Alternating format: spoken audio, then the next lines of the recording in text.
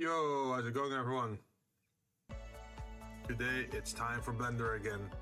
Last Monday what we did was make some frying pans, which turned out pretty okay. Let me show you what it looks like. I think they're looking pretty good, right? We even have some texture here for the metallic if you zoom all the way in. And then for the plastic we have this. Although maybe the plastic is a little bit too simple. Maybe we should, before we head into the cooking pots, maybe we should change that a little bit.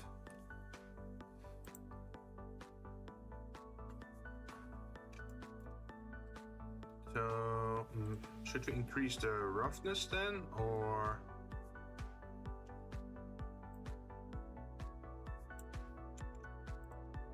Let's see, we have to go to a different material. We have to go to the plastic one.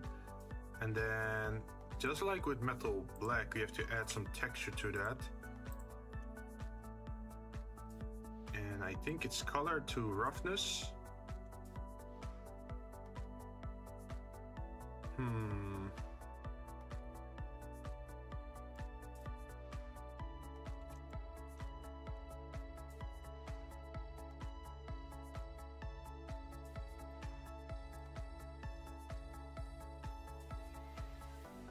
What if we turn it to 20?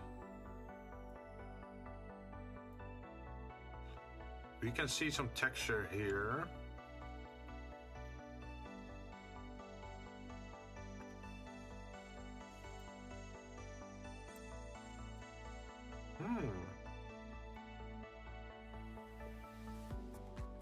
Adding the roughness almost makes it look like a wood pattern.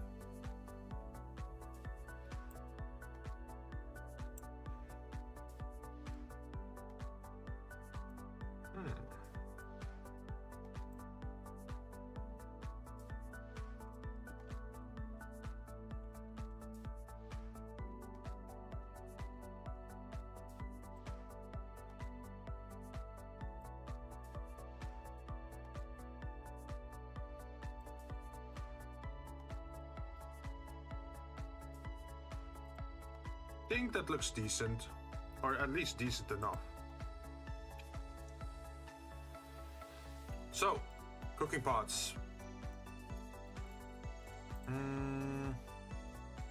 I should probably look at the standard size cooking pots. Cooking pot dimensions as a reference.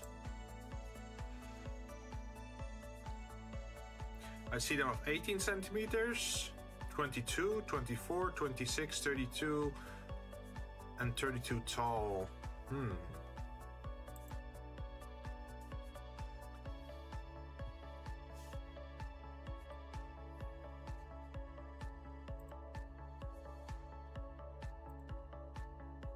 Any more?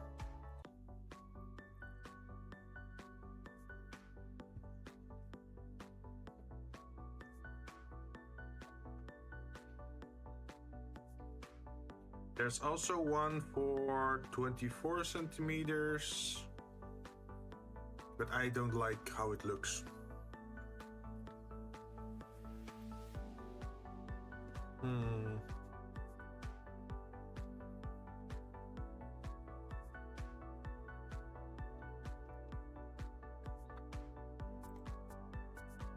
Yeah, let's just go with the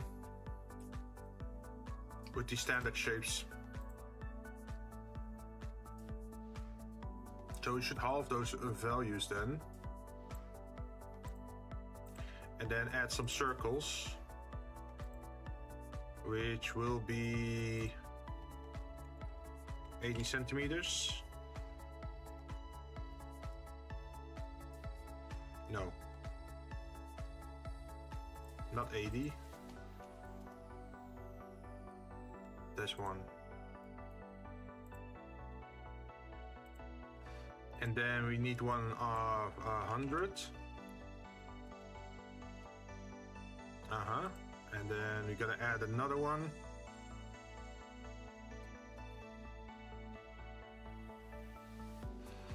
Circle, circle, where are you? I think then 120 would be a nice size.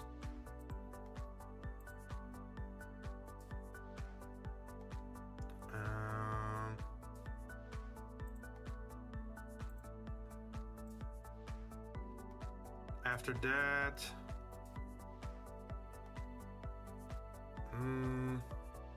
hey Ike, how you doing? Welcome, welcome.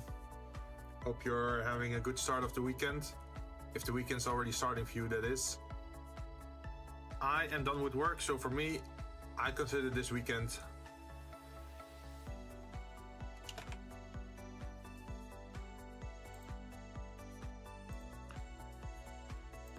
And then the last one should be 150. Like this. That should be all the sizes for the cooking pots.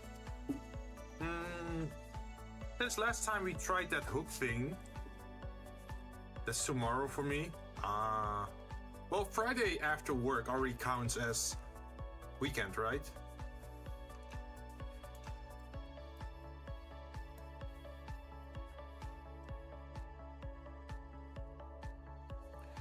So we're gonna redo what we did last time with the curves.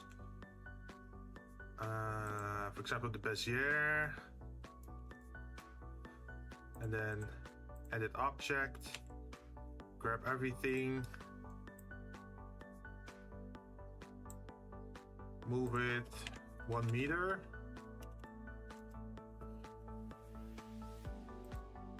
and then rotate this one minus 45 degrees. And then we have to do something with that other point.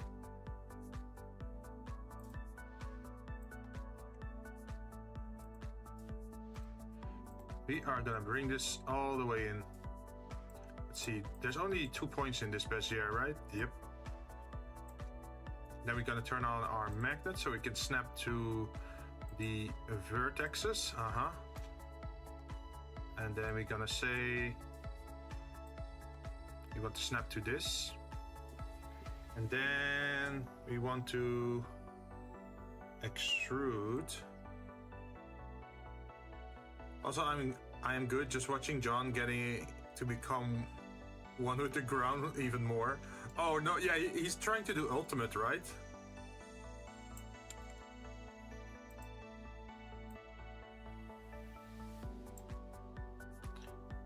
Rotate. Minus 90. So how difficult would you rate that?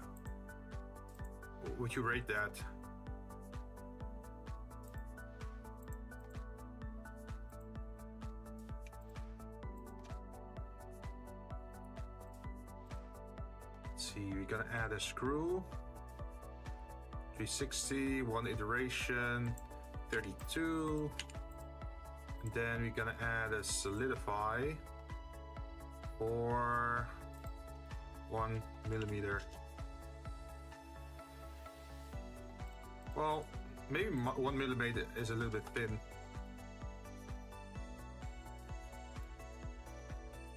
You think he's gonna make it today, or is he just practicing?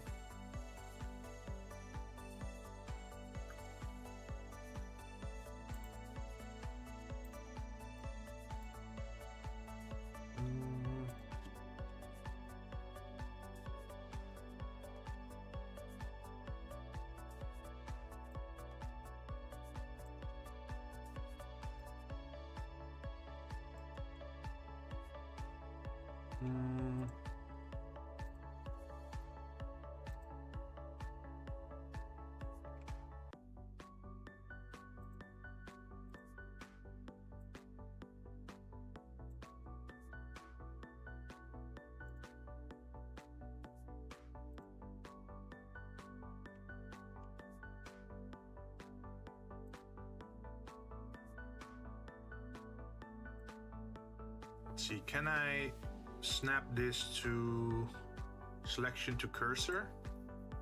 There we go. And then we need to subdivide this as well.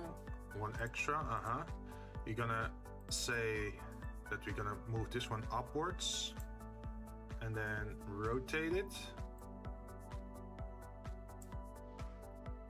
I'm also wondering, it's like, I'm doing this on stream, right? Making these assets, but I guess the type of assets that I'm making aren't the most exciting things to make at the moment, right?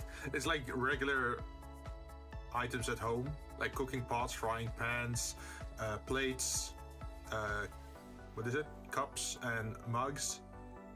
But hopefully, eventually we're gonna get to the more complex and interesting stuff.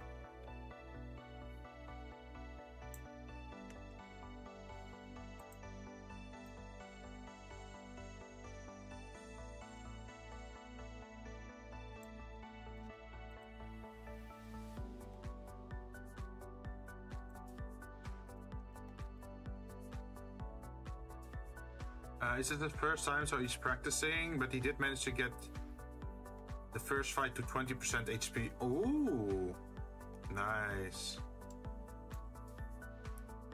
So which ultimate is he starting with?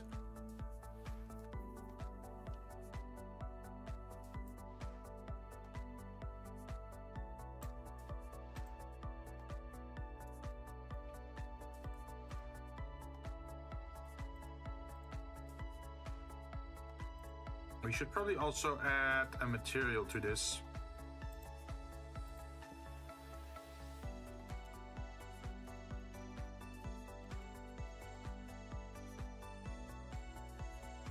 Let's see, we need high metallic.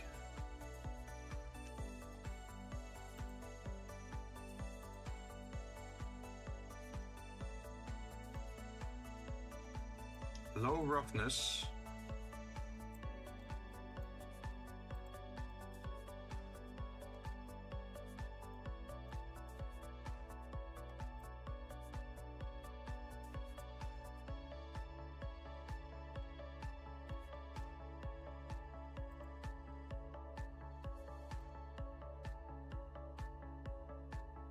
No clear coat. I'm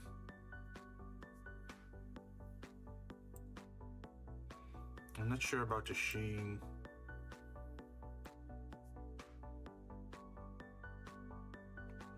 I guess this would be a nice... I think this is enough because it doesn't...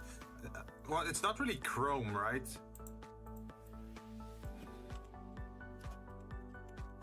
It's just reflective metal, I guess.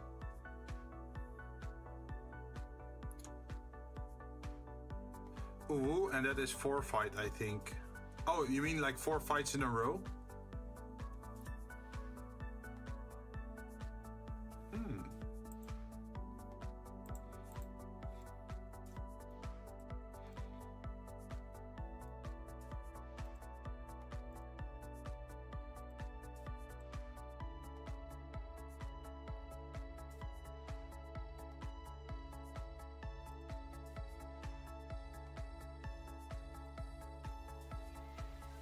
Let's see, most cooking pots, they have a how do you say it, like a thicker bottom.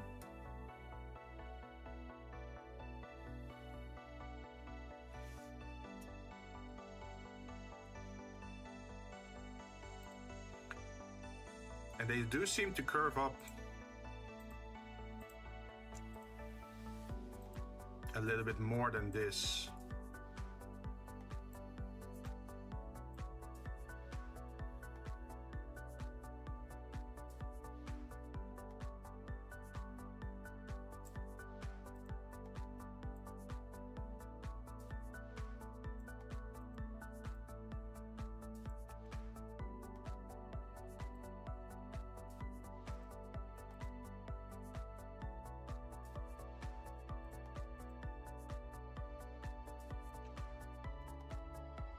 And then at the top we make it go like this. No. We subdivide and then make the top two go like this.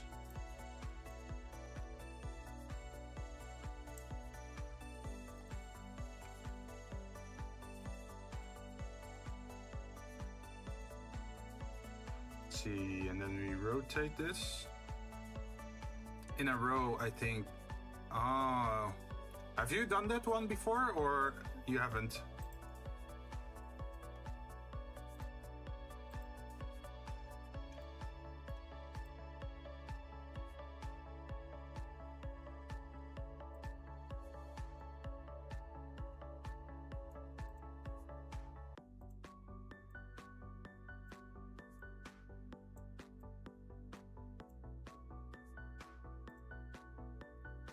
Geometry, bevel.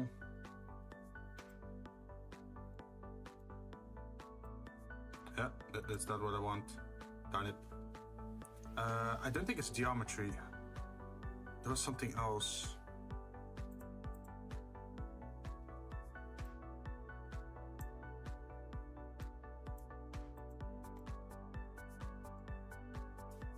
Yeah, this does strange things. We don't want that.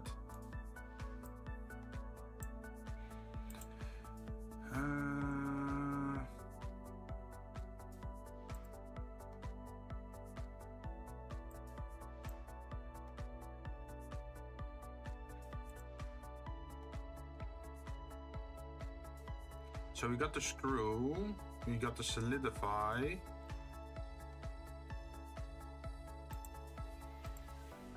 Mode simple, complex,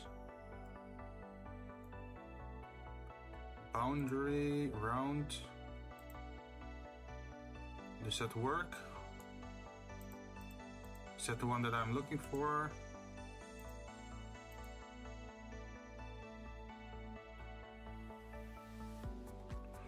Merge threshold, vertex group, normals, edge data.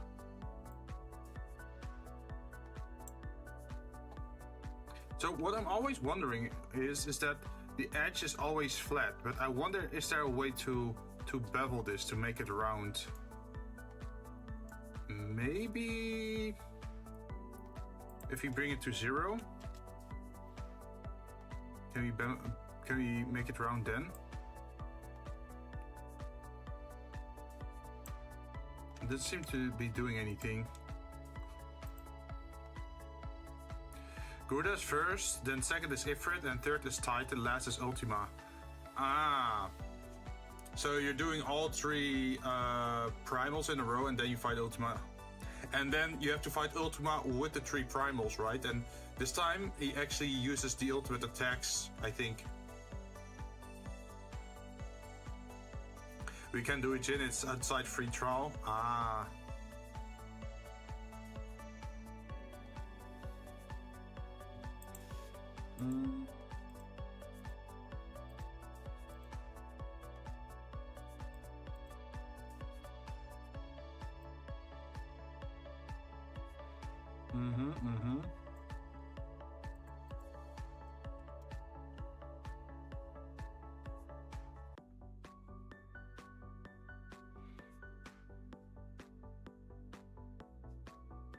Vertex group name. thickness factor to use for 0 vertex group influence.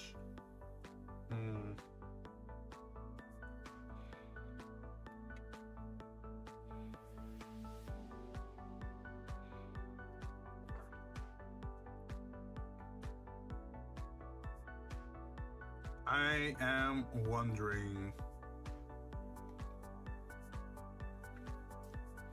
what if instead of solidify, I'm gonna test something. What if instead of solidify, we use this one, and then we say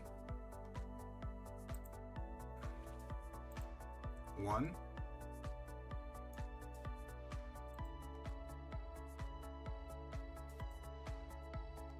Fill the caps. Active spline. Taper. Curve object name that defines the taper width.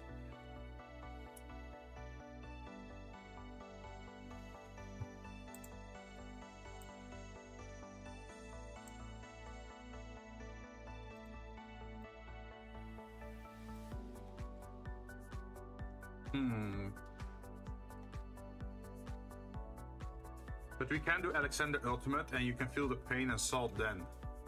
All right. Sounds like a plan. So this one we can change the size of. This one we can change the size of. But oh, there you go. So what if we extrude and move in the Z-axis and put it slightly above it?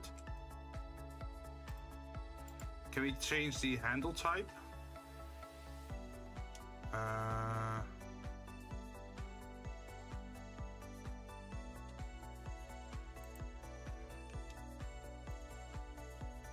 Bezier, NURBS.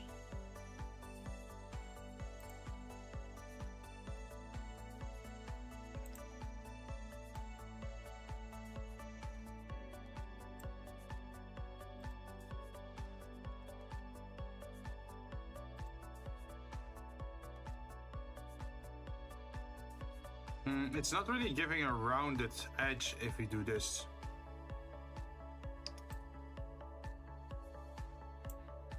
That's not really what we're looking for. Let's see if I can find it online. Let's see. Curve. Bevel, rounded, end.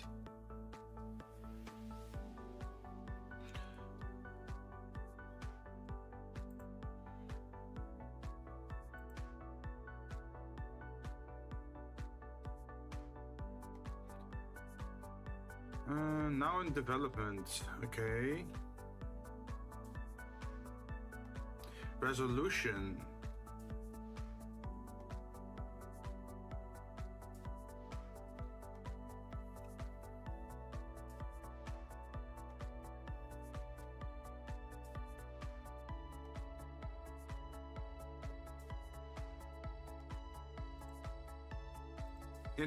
Interesting. So if you press 1 on this and then 10 on this,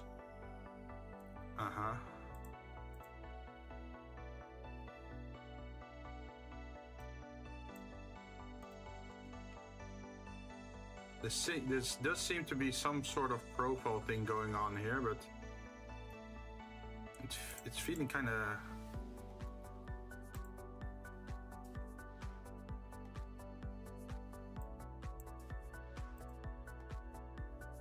Okay, so now it's still flat.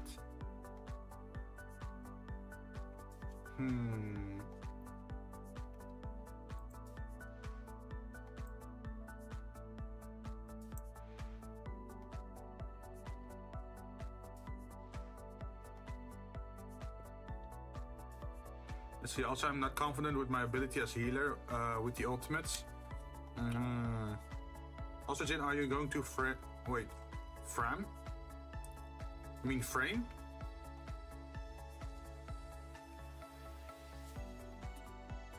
I'm not sure what you mean with frame. Like, am I gonna collect it, you mean, or?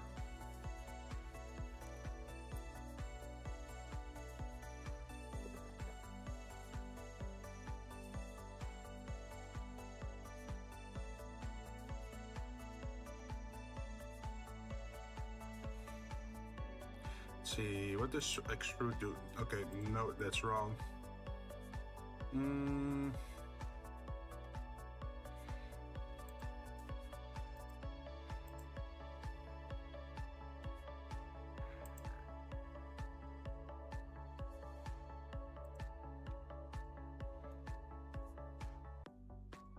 At the moment it's flat.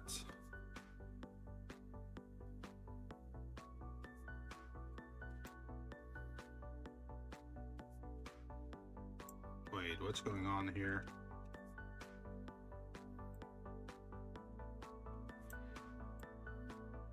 Oh, that's cool. You can make something move over time. That's cool.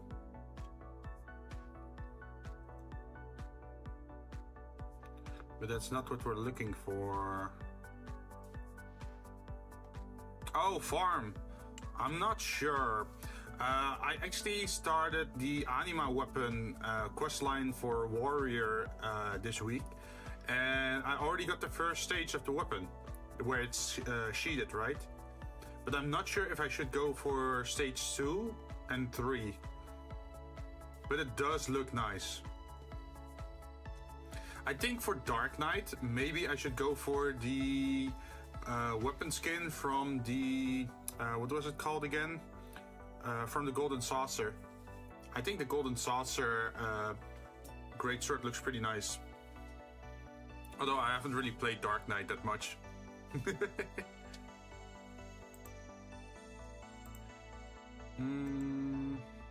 Also, I saw someone use a giant hammer as a warrior, as a skin.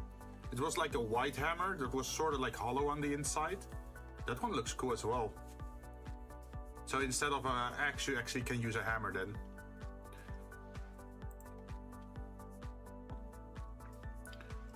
Let's see, round caps filled for beveled curves.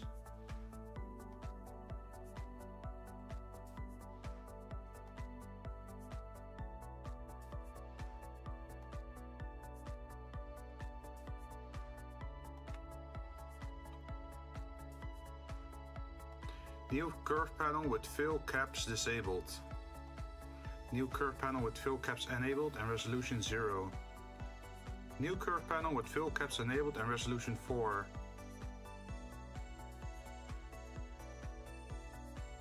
Huh. Let's try that. So in bevel, we press 4.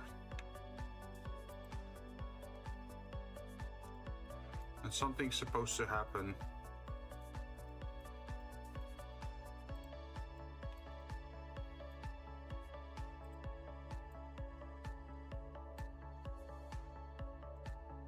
Is something happening here?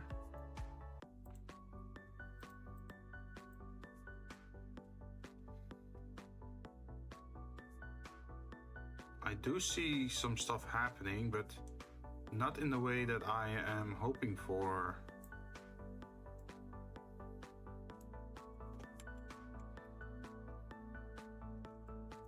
What about the other side? Does something happen over there?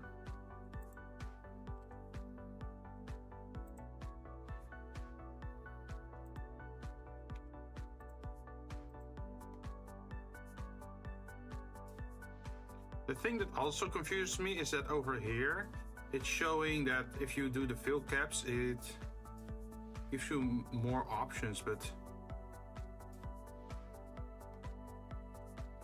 yeah, it's a Bezier curve, geometry 0, 0, wait, geometry offset 0, extrude 0, depth is 1, resolution is 14, bevel depth 14. Yeah, see what happens?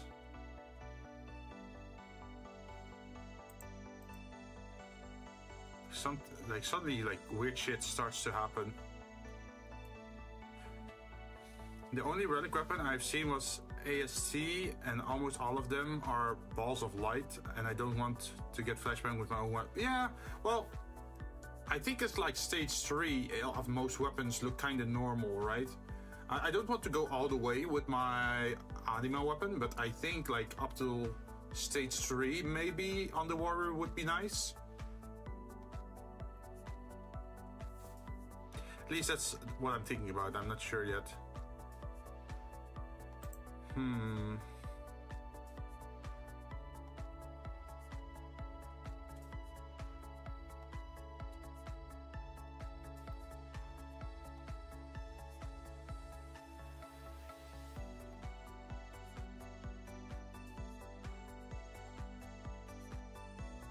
How does this work? I'm trying to look at the tutorial to see how other people are doing this, but I'm not getting this result at all on my end.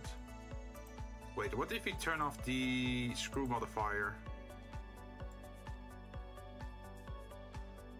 It is flat. So if you turn this to 1 or 2 millimeters, that's fine.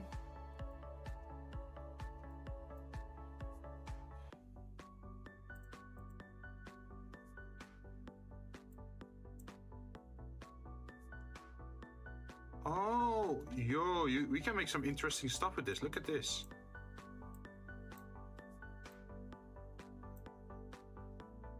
Interesting, we're learning. Yo, you can make some really cool looking profile stuff with this then. So you can we make it like more detailed?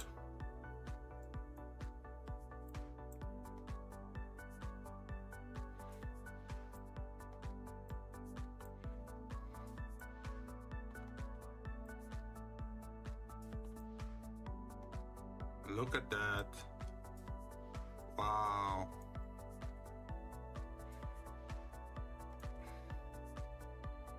Oh, that looks promising at least. But it's not what we need this time around.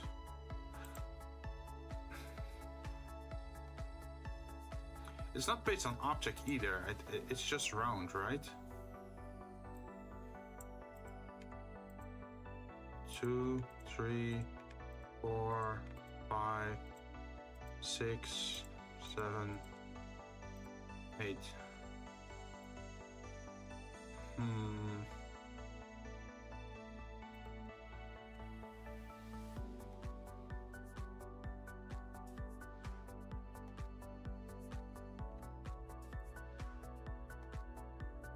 Giving curves rounded ends using geometry nodes in Blender.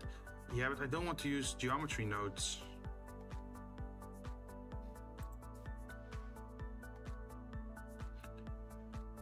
Create separate curve, circle, and use it as a bevel.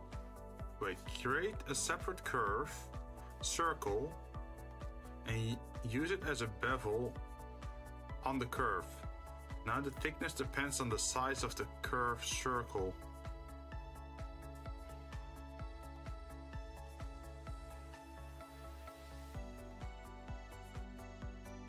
Make 2 bent curve as seen in the image. Make a small circle curve.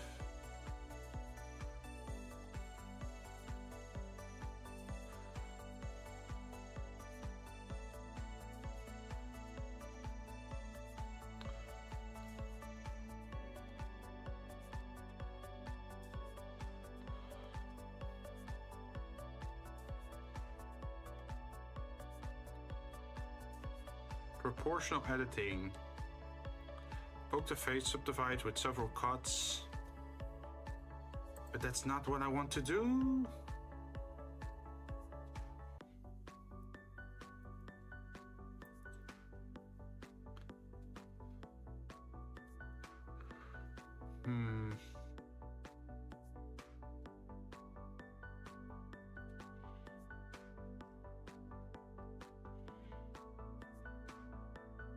How do you curve round corners in Blender? I guess we could also do it in a way that we just don't do it at all at this point of, and once we turn it into a mesh that we do it.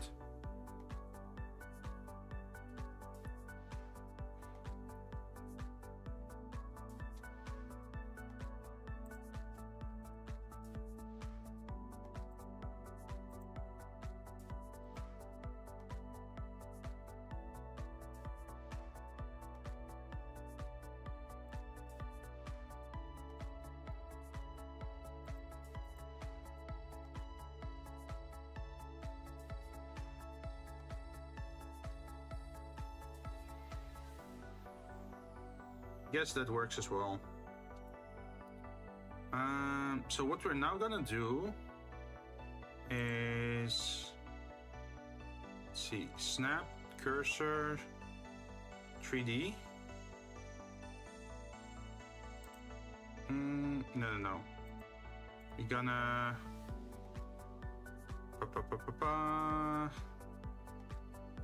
subdivide one more time and bring this one over here. And then we're gonna add the cursor to the selected, and then we're gonna exit this, and then we're gonna say we're gonna add a new empty. That empty is gonna be a sphere. It's gonna be 2 centimeter.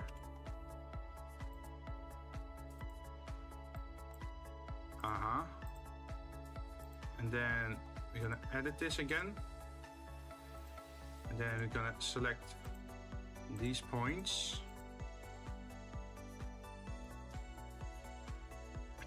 And then can we make that a group?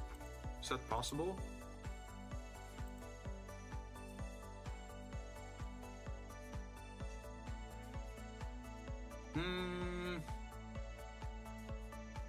I don't think it is.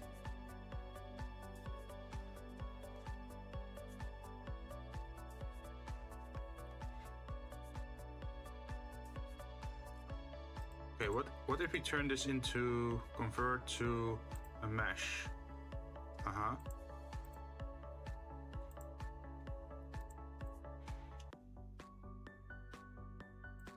Then it turns everything into mesh, which is a little bit too detailed to our liking.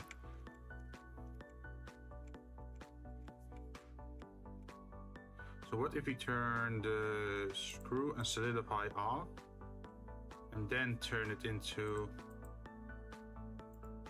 convert to mesh, and then go into edit mode.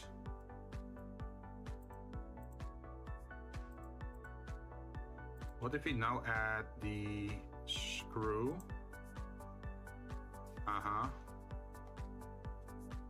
32, 32. And then also add the solidify. 2 millimeters. And then I think we have to reapply our material.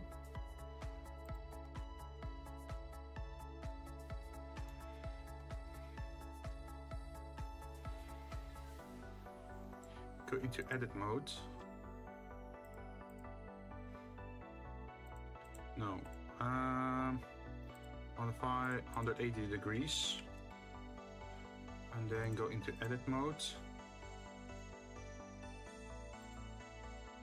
Can we then just grab one section of this and then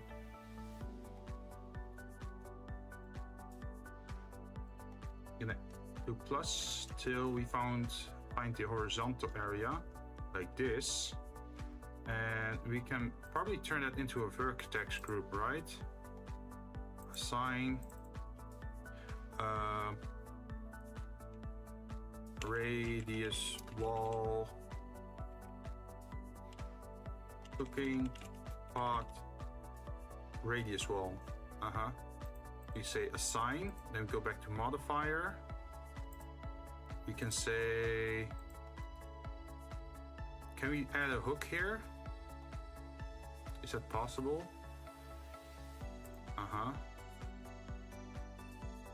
Object this one. And which group? This one. Assign the selected vertex to the hook. So what happens now if we go to object mode and now we do this and we move this one outwards? Everything's moving. That's not what we want. I was hoping that only the outside would move.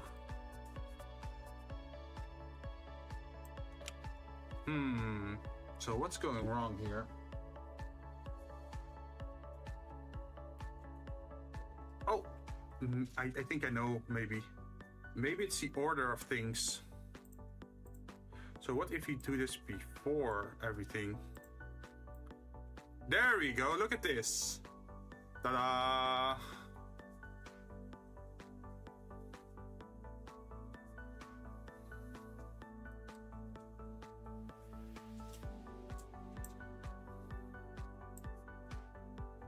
The only problem is up and down.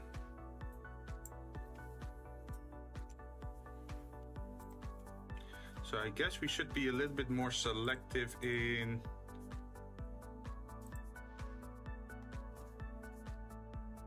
what we add and what we don't add.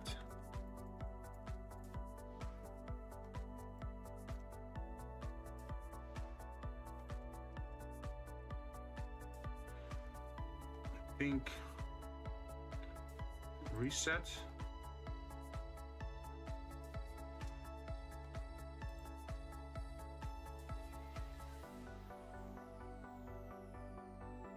Deselect all select strategy in the active.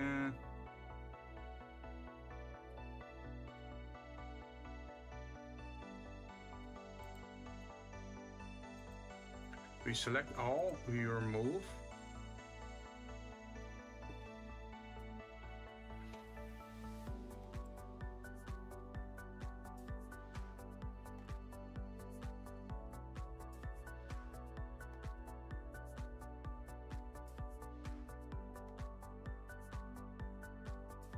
I'm doubting on this last bit.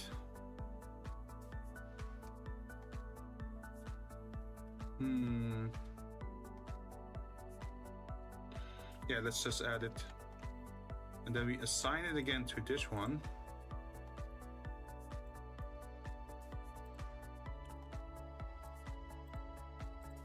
So what happens if we go up? There's still that weird thing going on.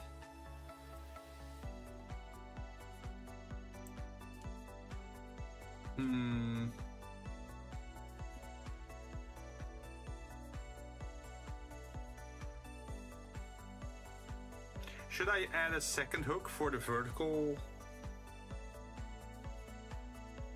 part?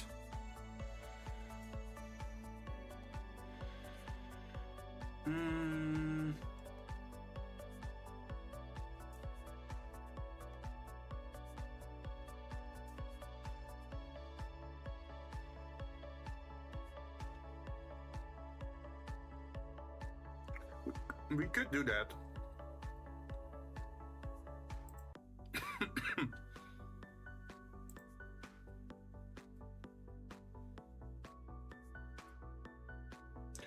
Oh, we could use arrows maybe, yeah. Yeah, let's delete this one. And then we got this one. And we also have to make a second one then, which would be this till wait, that's a little bit,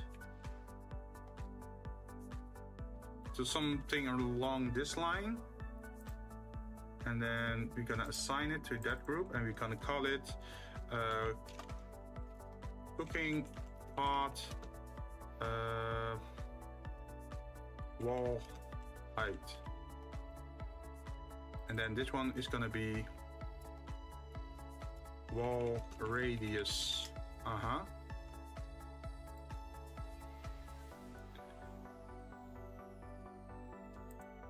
So I'm gonna select this point at the top,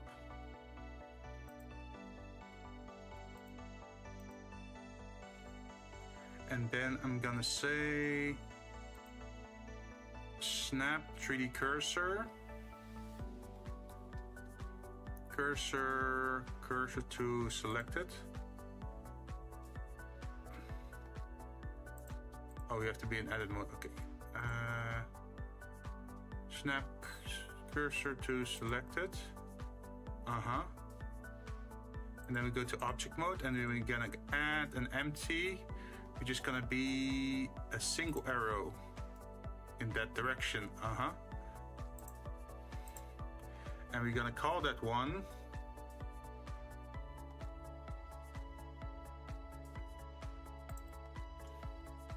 cooking pot height modifier.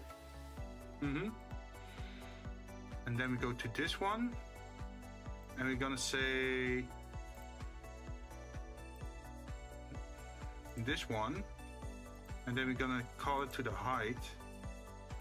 And then if we move this up and down, there seems to be some issues there. So what we're gonna do is we're gonna edit. And I think we're gonna have to move all these in between points. Try to remove as much as possible, because they're not all necessary.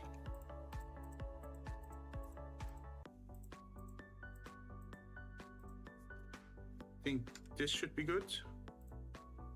And then we're gonna select this one, and we're gonna select this one, press F to reconnect, and we're good again.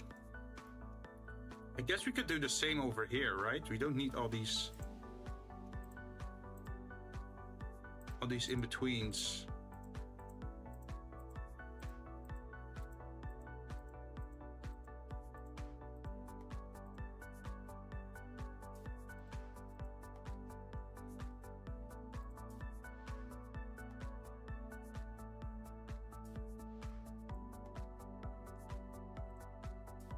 You just press this and then press E, and then press, is it C or X?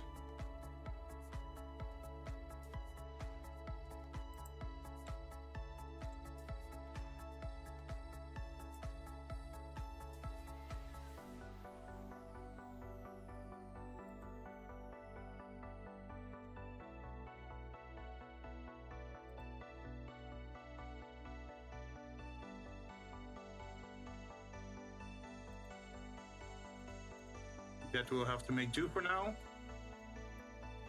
And then if we go back to object mode, is it fixed now? Yeah, up to a certain point it's fixed. We can't go beyond this, but that's fine. Can we then add a constraint to this? Is that possible? Object constraint.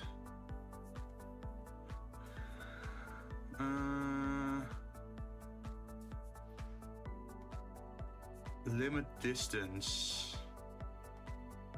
Restrict movement to a certain distance of target at the time of constraint evaluation only.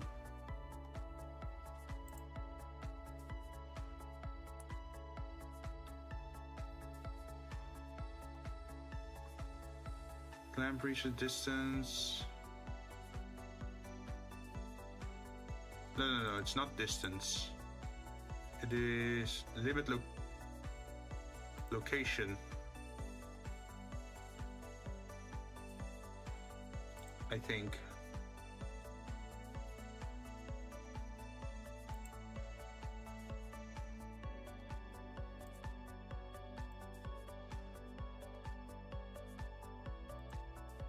So if we say, what is the minimum number? 80?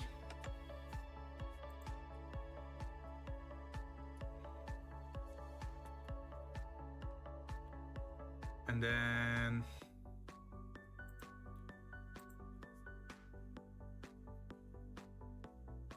in the z-axis,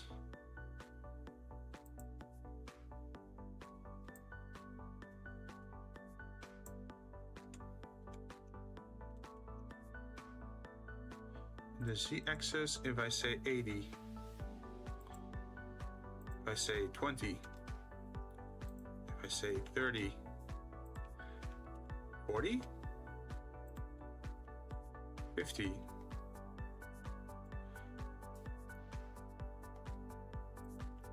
60 then. Okay, so minimum Z is 60 and the highest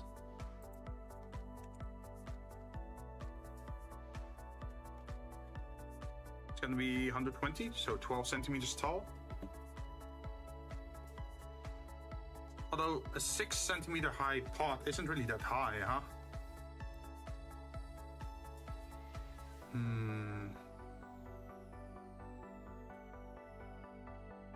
Let's take a look at a reference again.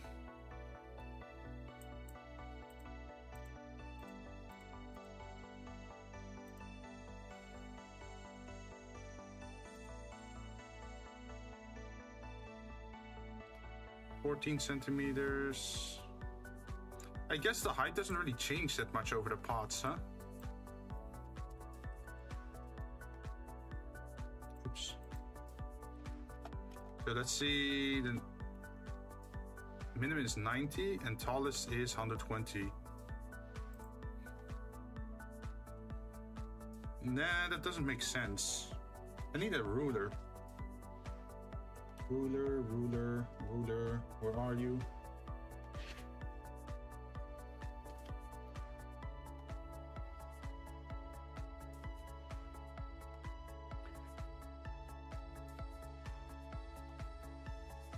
I need something to measure with.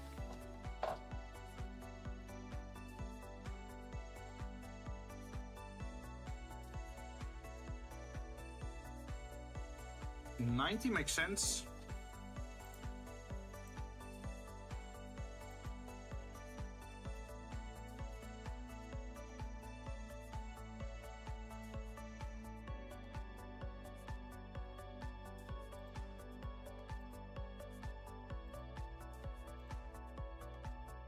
Okay, so now if you move this, it doesn't move more than this. That's the maximum that it will follow, as you can see. Interesting. So if we then go back into this one and then we say edit, and then we look at the other data, select radius.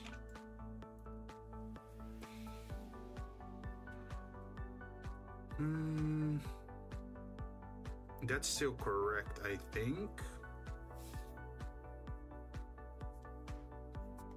So you're gonna add another hook, right?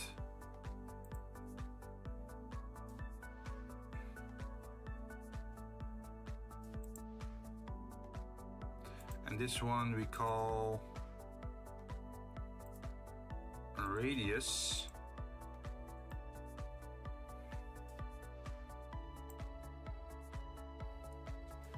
But we do need a point where to snap it to, so let's put it over here.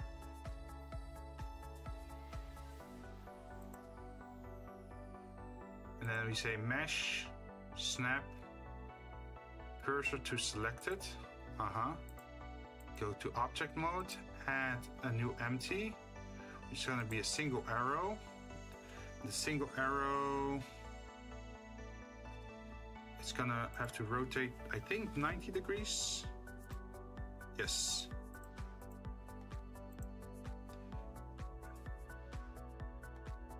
Transform.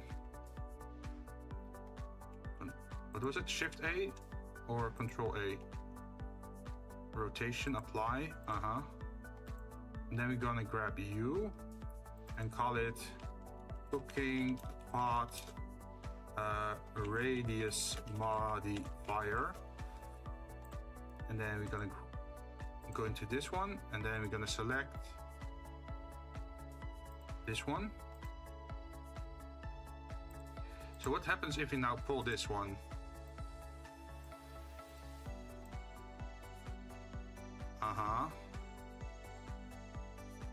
Cool. And And what happens if we do this? So can we then snap this one as a parent? Parent object, I guess. So if I move this, the other one should follow. It follows in a weird way. That's not what we want.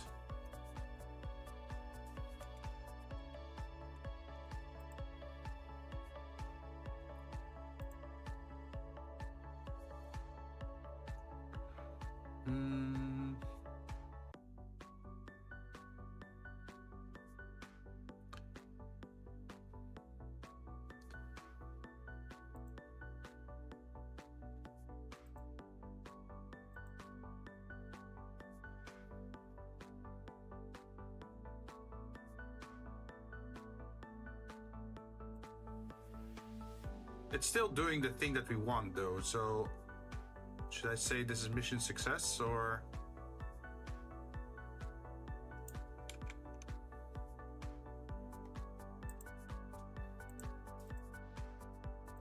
If we do this, delete, and then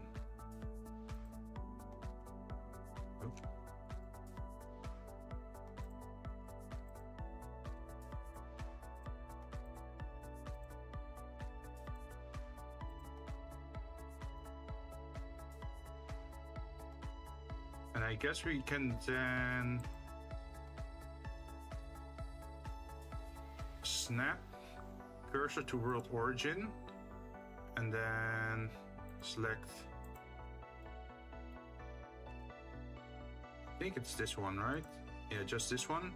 And then you can say that this one also has to snap to the cursor like this.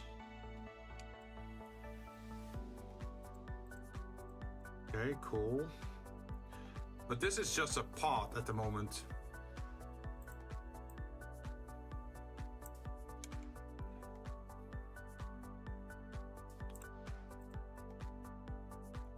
Let's see, constraints. 70.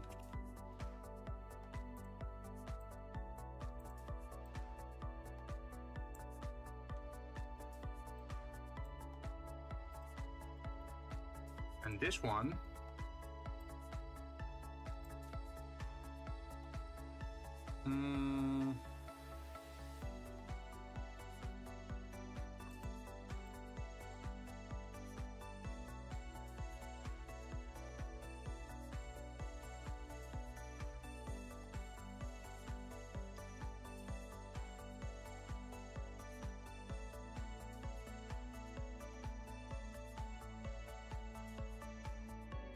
I do wonder, is this gonna work still if we're gonna move it off the center of the... Wait, let me try that. Imagine we have all this and we want to move it. Look at that, it's limiting. Okay, so we shouldn't actually use constraints then.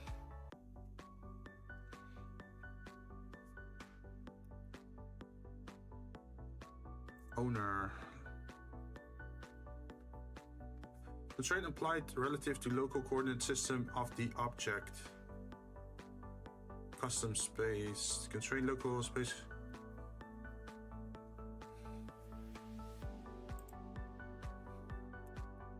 Wait, can we then select this object? So it's always in relative to that object. So that if we move it as a whole, it's not a problem. Yeah. Okay, we got it. And then we say this one, apply constraint, limit location as well. And then it is the... Let's see, the X. That has to be 80, right? And the maximum X should be 15. Under 50. And it should not be world, it should be custom space in relative to this part.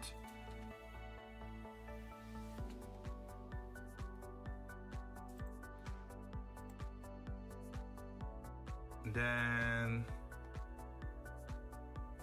for the Z, can we say 28? Or we can just grab this value and say that this is the Z this value and also Z this value. So in other words, they're not allowed at all to move up or down. And the Y is 0. For upwards, the X is 0.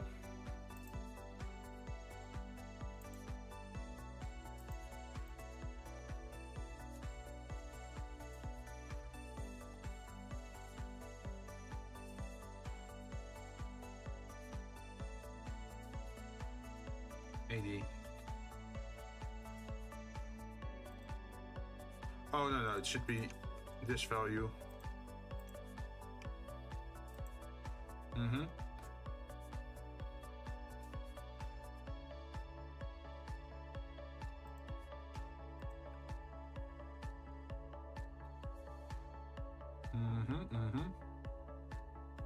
And the Y should be 0 then. So if you move this, it doesn't work. If you do this, it doesn't work. If you do this, it does work till a certain area. Then if you move this,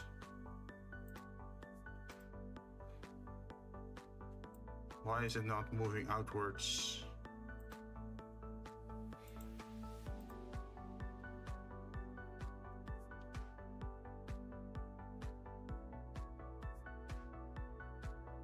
Oh, it has to be the other way around. 80 and 150.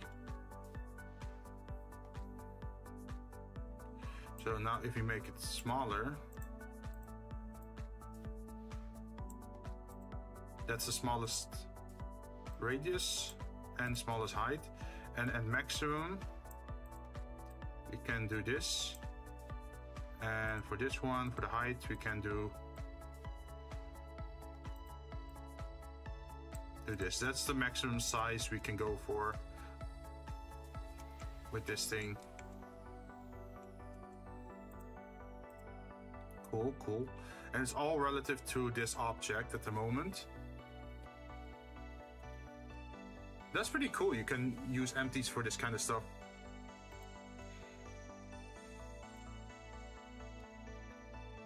Then the next thing we have to do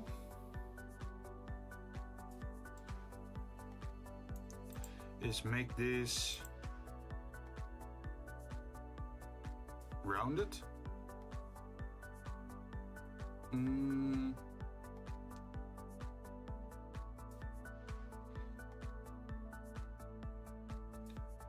Yeah, 360.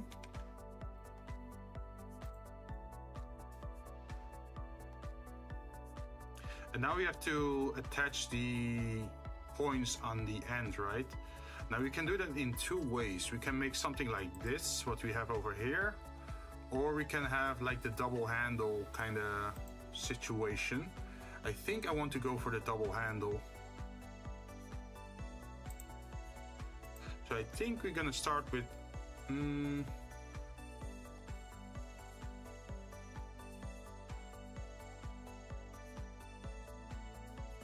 should I start with a curve?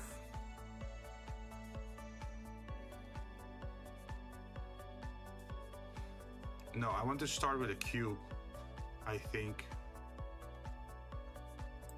Add mesh cube, Make the cube 50 millimeters.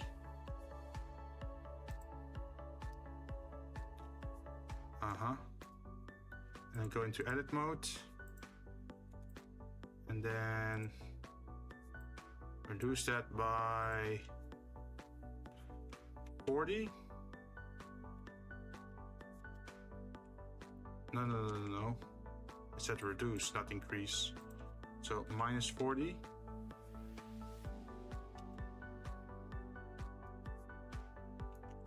And then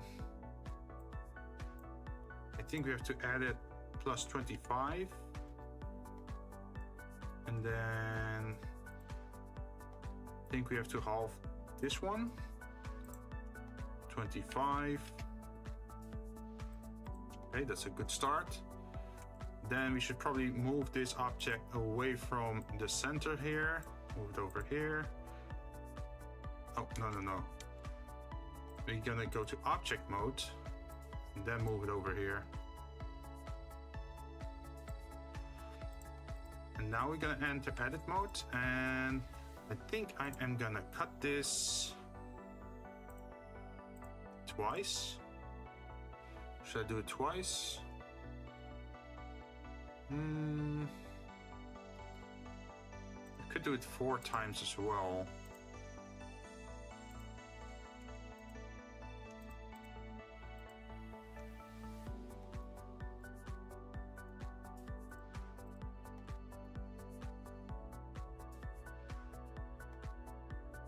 Make it look like this.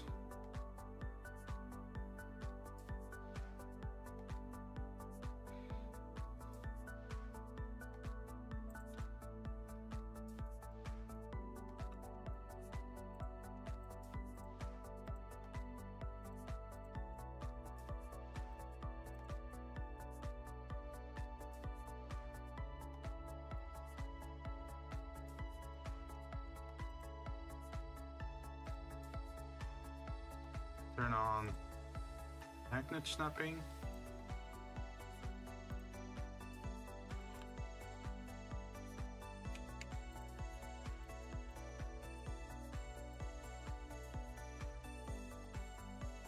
Let's see if we can actually do something interesting here.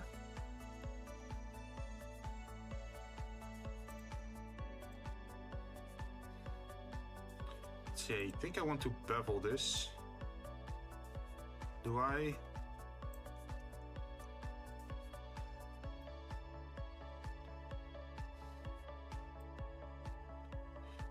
It's not beveling in the way that I hoped it would.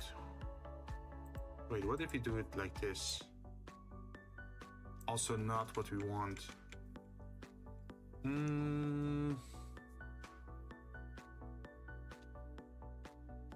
In that case, can we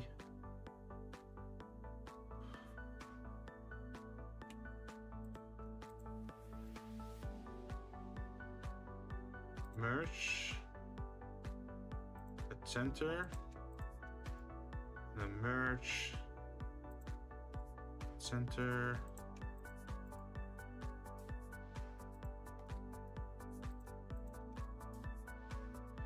center. So what if we then do this instead and then try to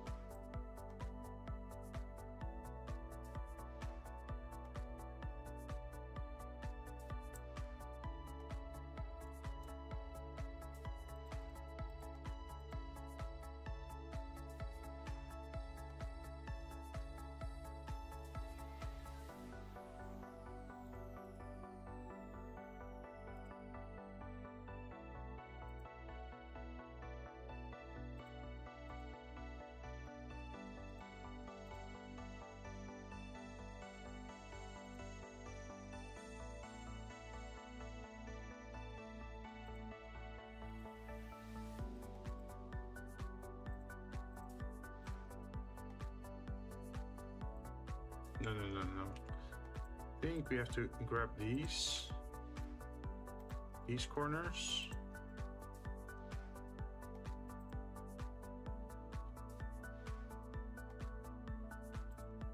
Maybe less strict on this one and this one.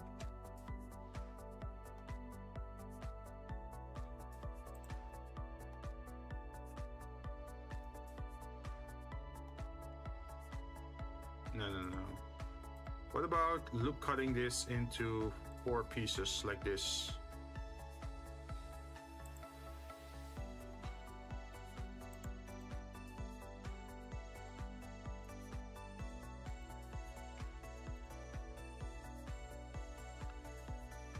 Is it possible to bevel this corner?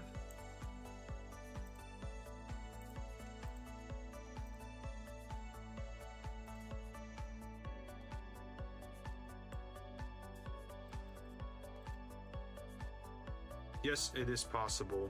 Cool, cool, cool.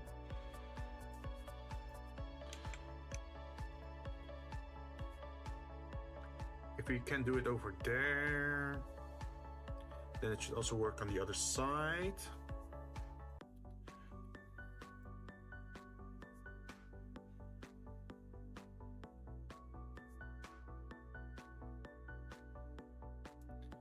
Does it mean I can just loop cut it?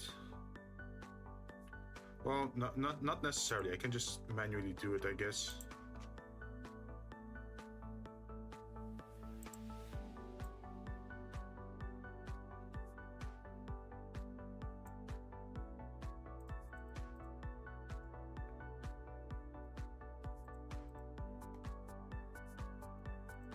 We should probably add a material to that.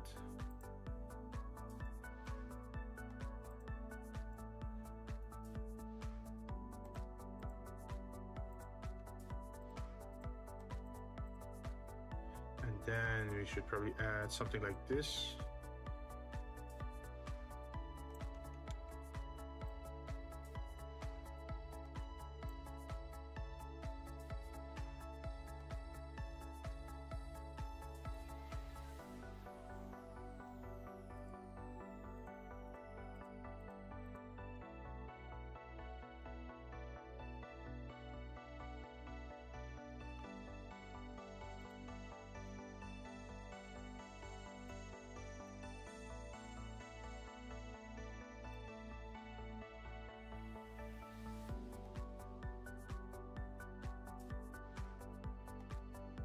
Wait a minute.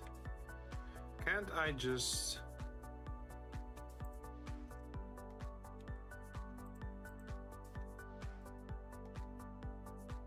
Can I just delete like the bottom half of this?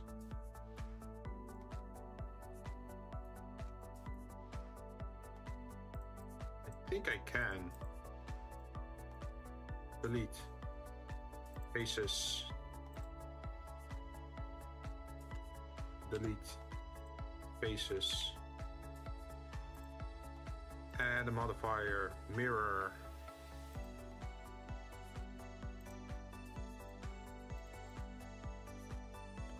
On the z-axis,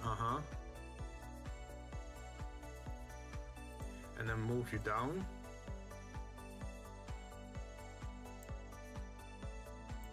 By -5, I guess. But -5 millimeters.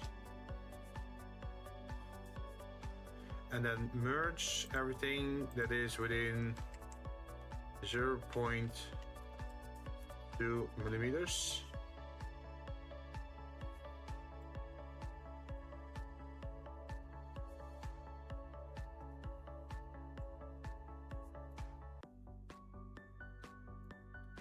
And I guess we can do it in this direction as well,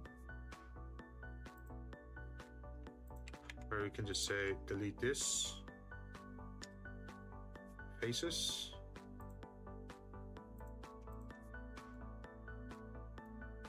Ooh, what's going on over here?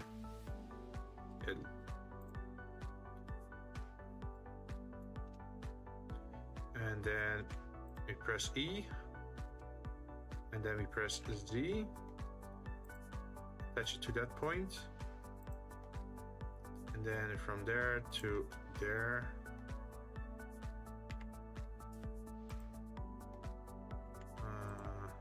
E, Z, snap to there. Press this, this, and this. Attach it.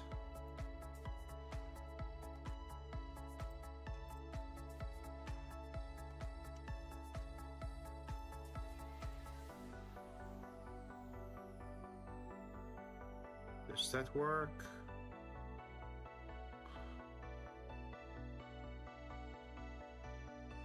It's not the most nice looking solution, but it works for now.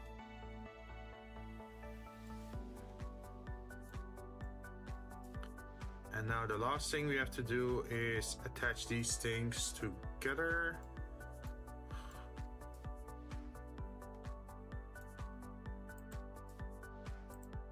Oh, wait. I can just select all this and just delete it, right? Face. And then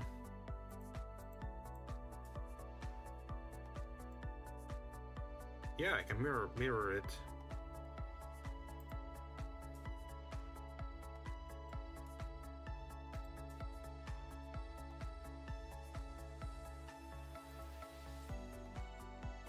And then we move it before the subdivision. Then we say E, EZ, and then we say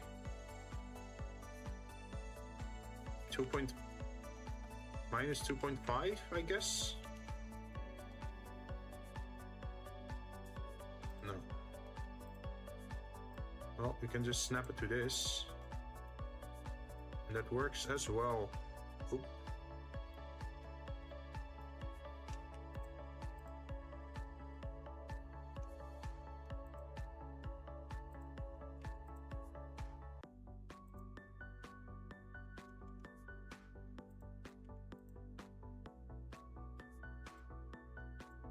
E. Is it Y? I think yes. And then we make that.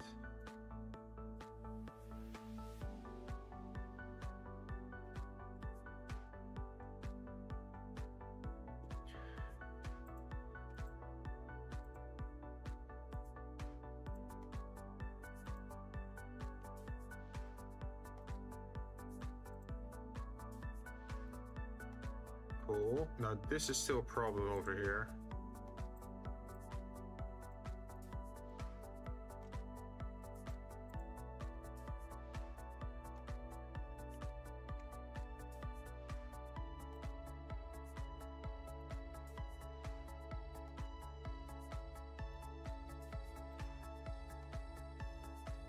Okay, looking good, looking good.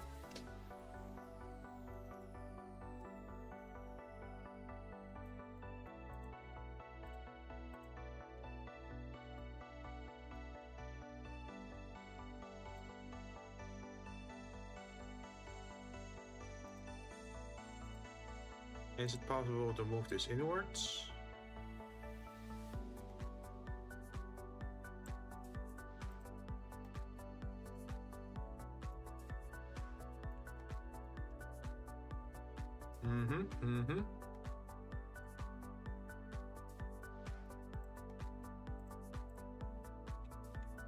And then what usually happens is that, let's see.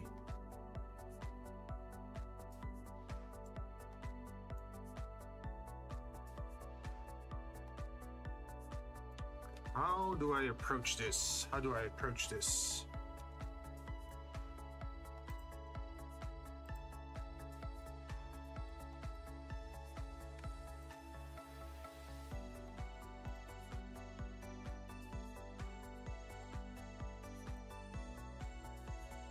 I can't imagine this working.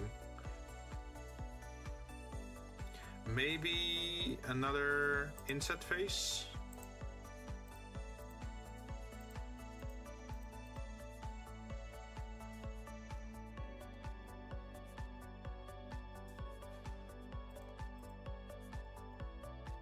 So to explain, what I'm trying to do is I want to move this one downwards.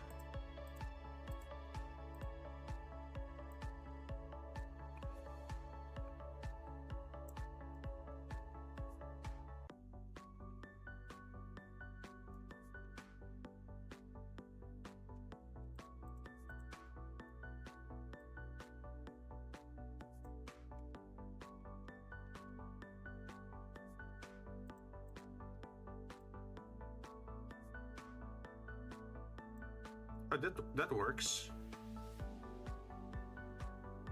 Okay, we got it. Sweet, sweet. Now the next thing is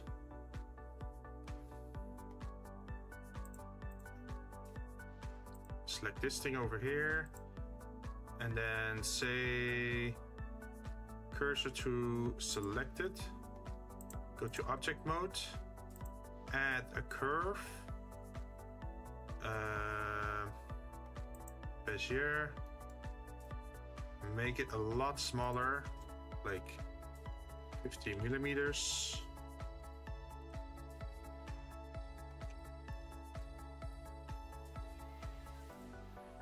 Edit mode, rotate,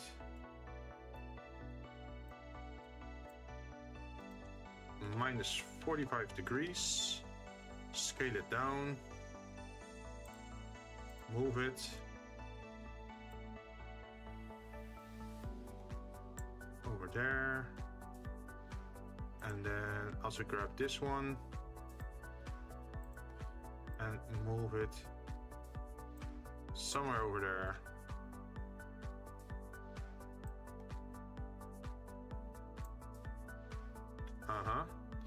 Then what we're gonna do is we're gonna give it a width.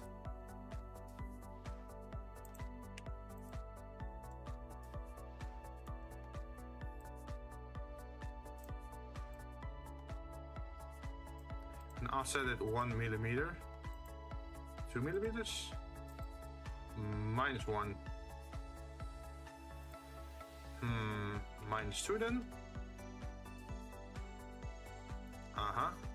Then we're gonna give it the material of reflective. And then what we're gonna do is probably fill caps. And then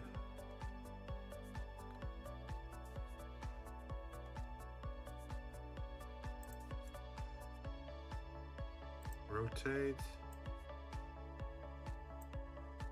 90 degrees, and then extrude again. Oh, maybe I only have to do it up till here. Wait, if you temporarily turn off the mirrors in this one, we can find the exact center point. And then we can just move that over there, like this.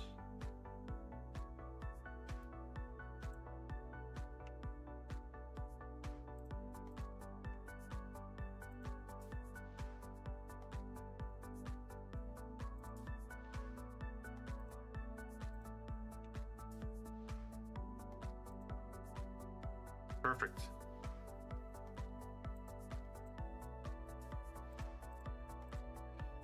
And then we're gonna turn it on again.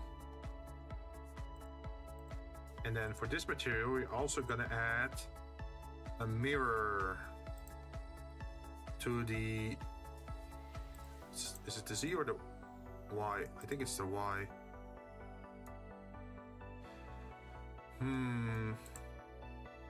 Okay. Object, snap cursor to selected. Now we're gonna grab this one and we're gonna say snap, set origin to 3D cursor. Ta-da!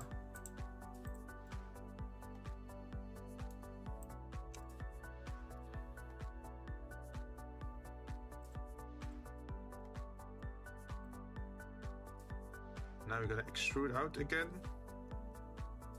in the Y-axis, no, X.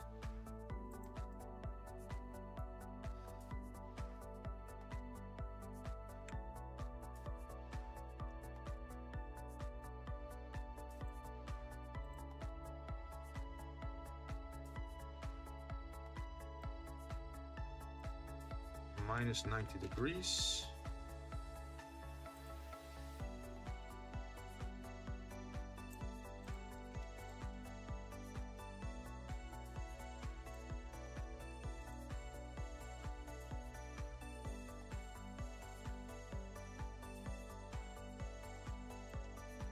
There we go.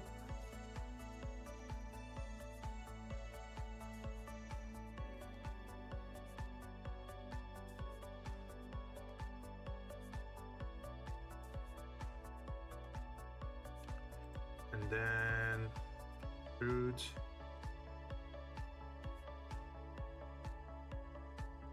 This, extrude. Second time.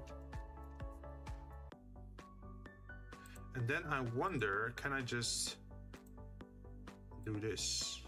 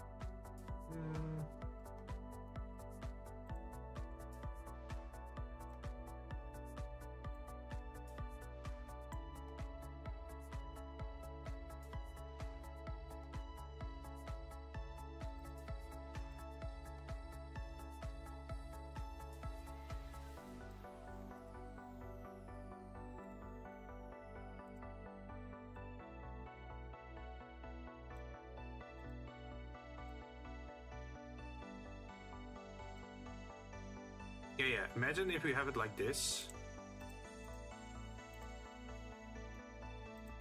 And then we just have to move it in such a way that it touches, right? So can you just face project that?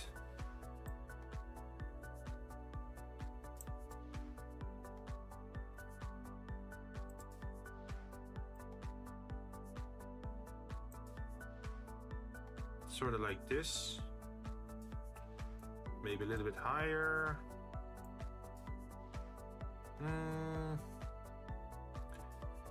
And then usually these things aren't like perfectly flat, right?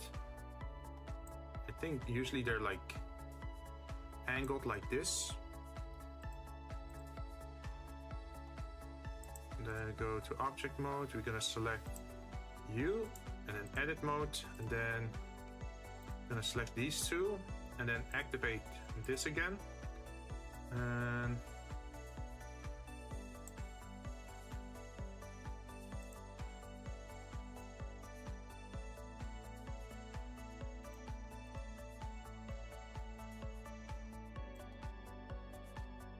I guess that sort of works.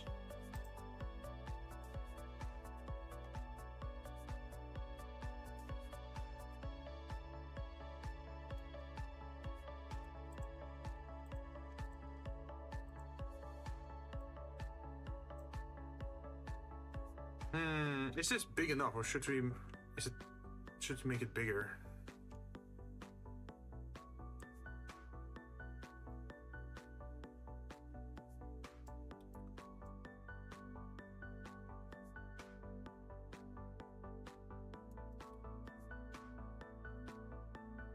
This is 5 centimeters. I guess what we could do is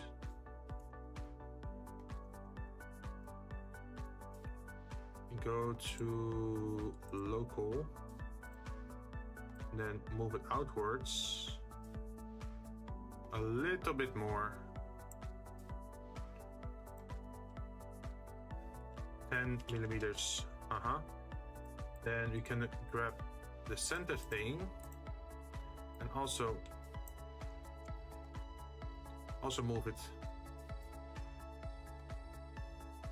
Does it work?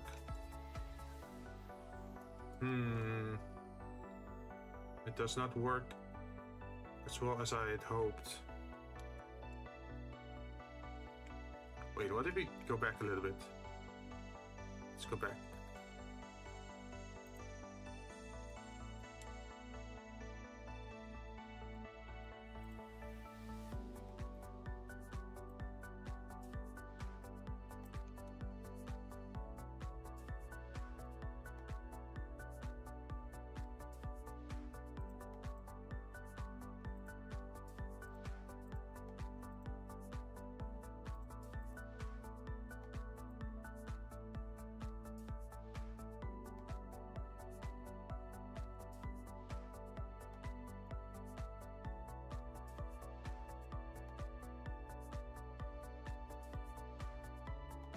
Yeah, we have to go back a bit. Till the point. Hopefully we can go back. Oh yeah, we can.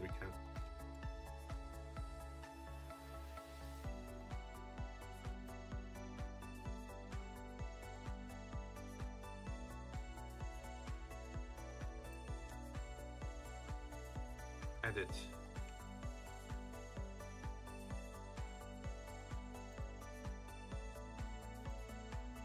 Vertex. No! No! Blender crashed. Why did you crash, Blender? We weren't doing anything that special.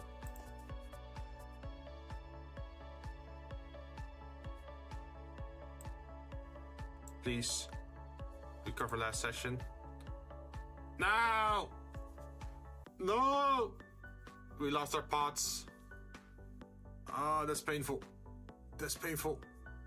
Man, this is the reason why I should get affiliate, because then I can add a channel point for save.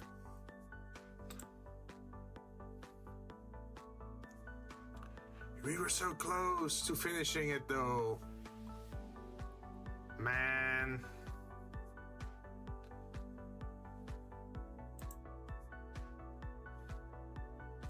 Yep, we're back to suffering again.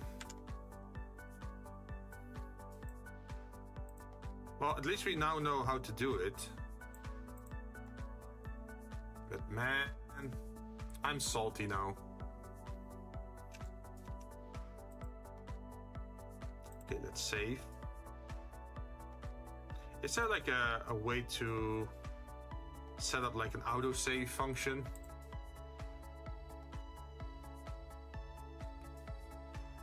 Preferences.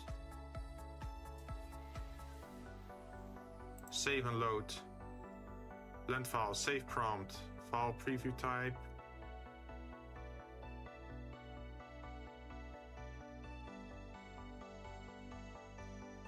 I'm not seeing anything. Oh well. Sucks to be us, I guess.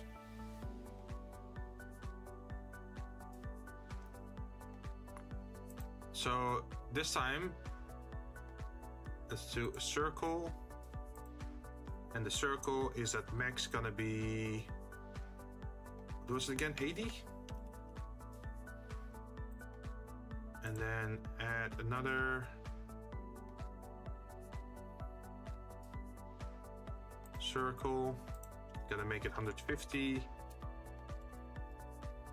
This. So these were the most inner and outer version of this, right? So then I'm gonna add a curve,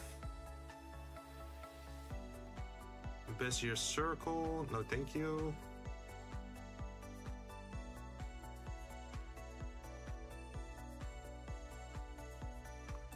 Path, and then make it just 20. Edit.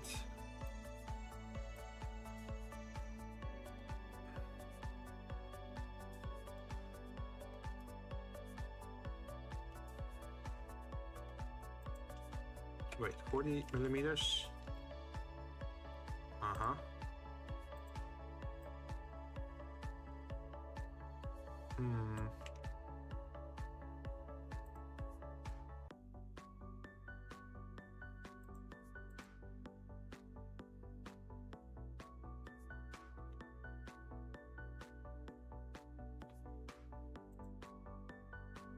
Wait, if I make it 2D, can I still move it upwards?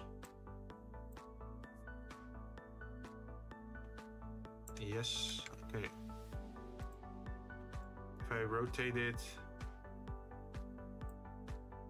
90 degrees.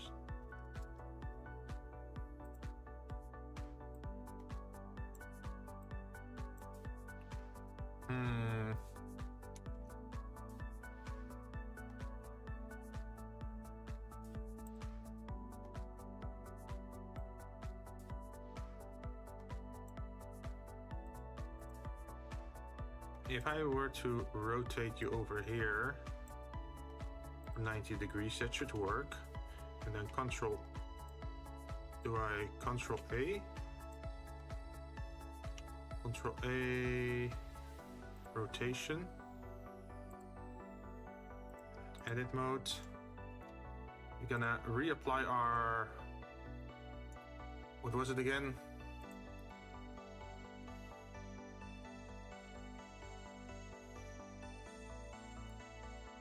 Our screw, I think.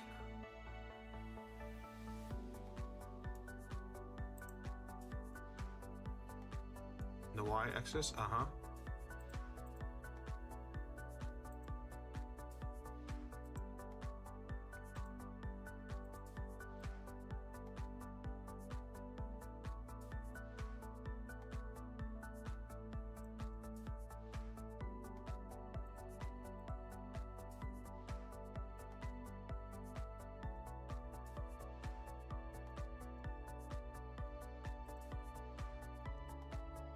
Hmm.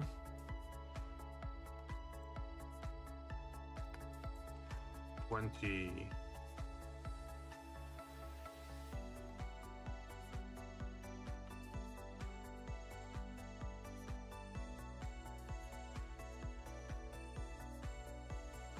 And then the next one should be 60.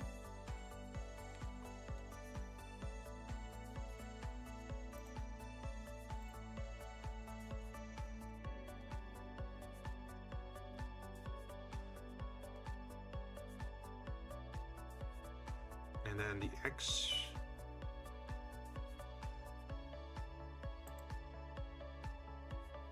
This,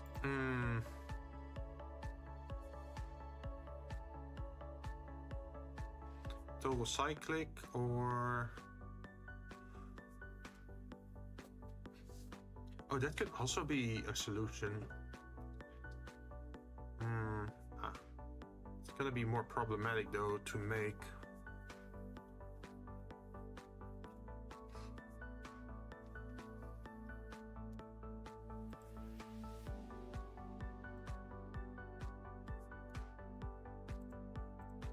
Yeah, let's remove this one. Let's do the other one. Bezier. 20 millimeters. Edit. I'm gonna remove you.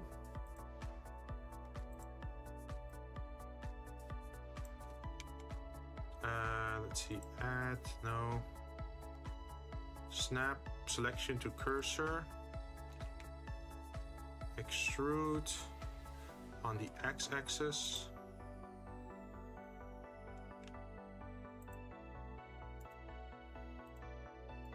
How do you change that? Set spline type, Bezier.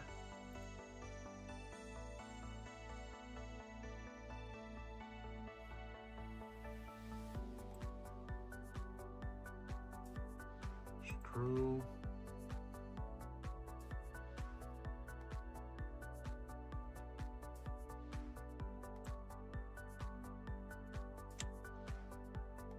How do you make it so that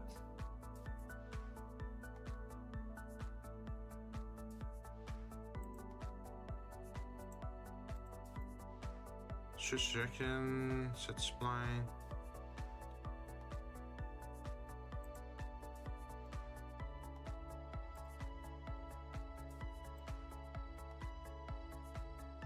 Or conversion? I'm not understanding this at all. Let's go back, let's go back. Undo, undo, undo, undo.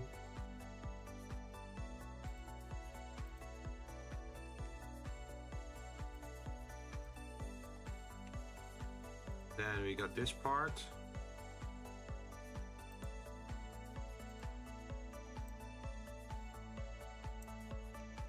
And we rotate. Yep, minus 45.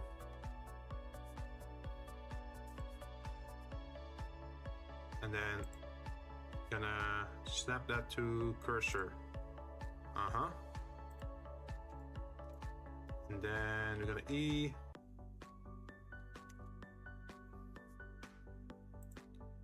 I'm gonna E on the Z-axis to go upwards. Our screw has to be 32 to have it actually be round. We also had a new material based on metal black, right?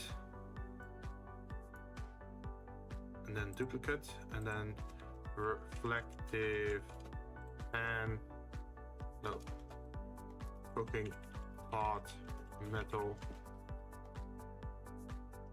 and then we up the metallicness.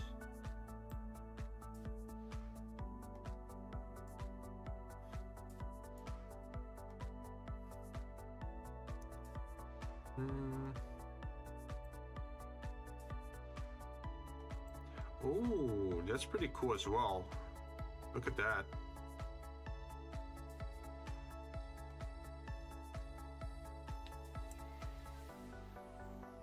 But no, we have to change the value of this one.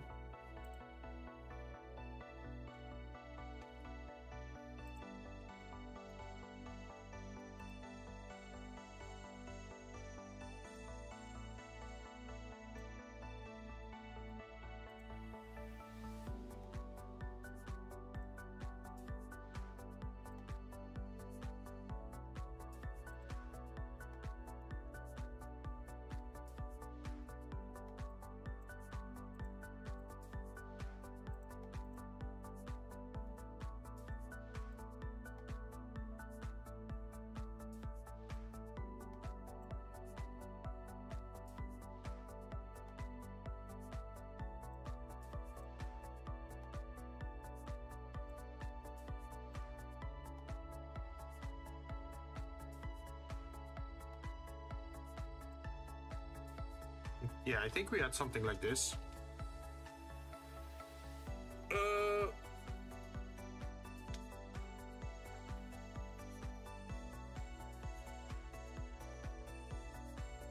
Let's save again.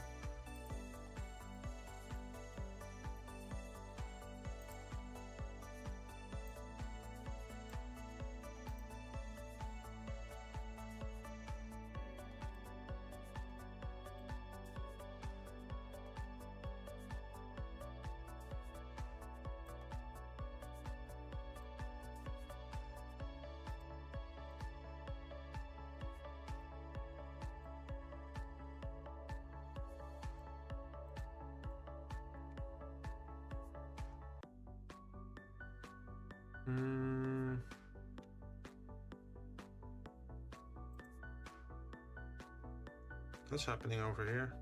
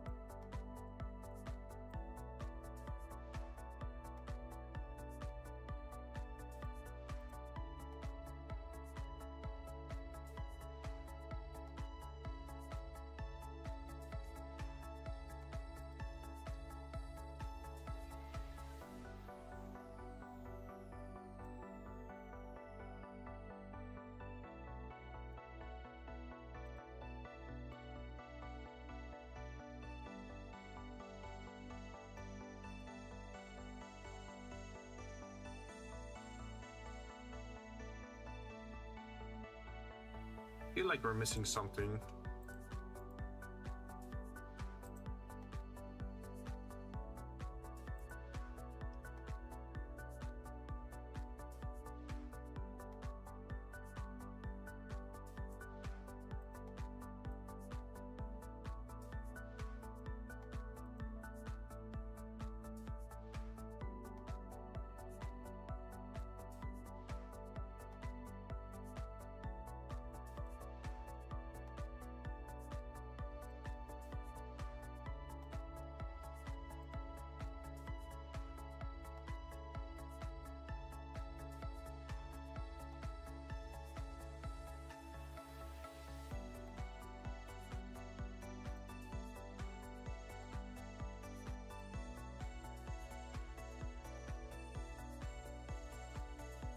think this was the shape that we had, and then we convert to a mesh. And then what we added was the hook, right?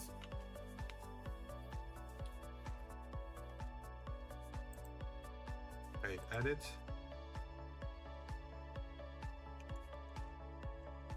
Oh yeah, we have to do the screw later on.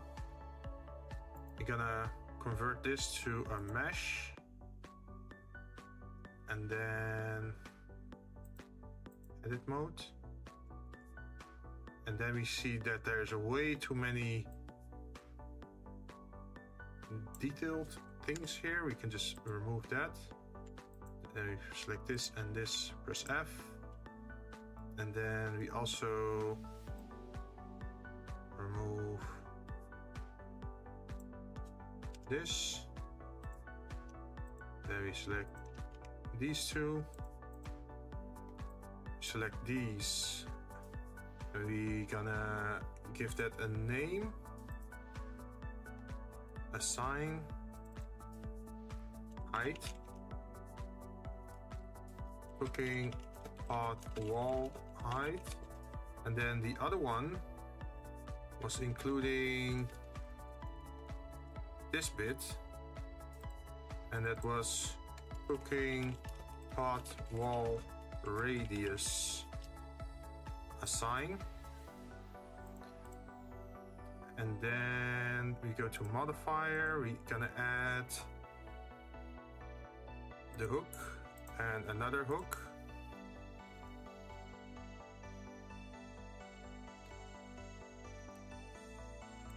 and then we're gonna select that, and we're gonna say snap cursor to selected object, and then we're gonna add an empty in the form of an arrow that's pointing upwards, which is gonna be 20 millimeters as well. And then edit.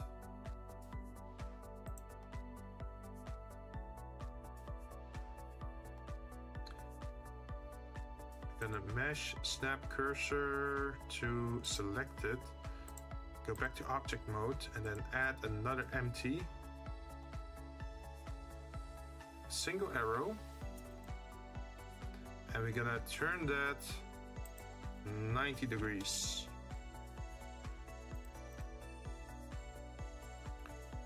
And then if we go over here, we can say this one is for the height, and this one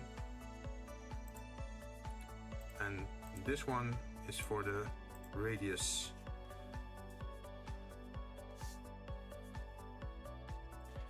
Then the next point was limiting, I think.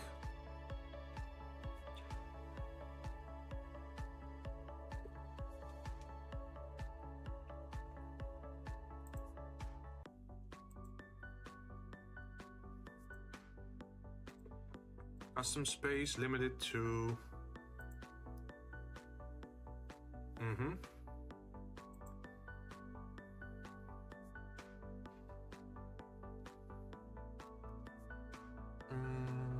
I think we have to do it the same for this one.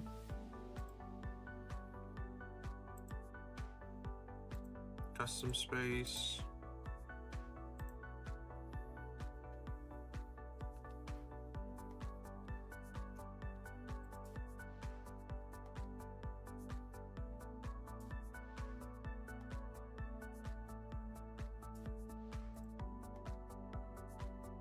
And I think what we said was 80 was the minimum, and the maximum was 150.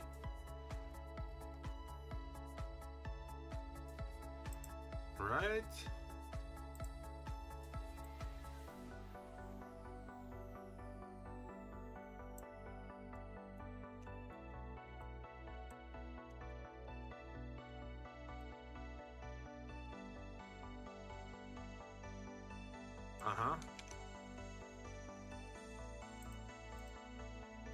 for you.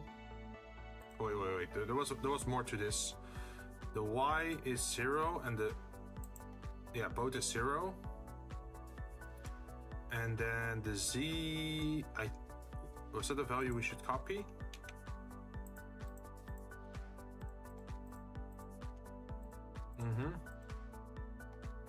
And this one has the Y and the Y and the X we should copy.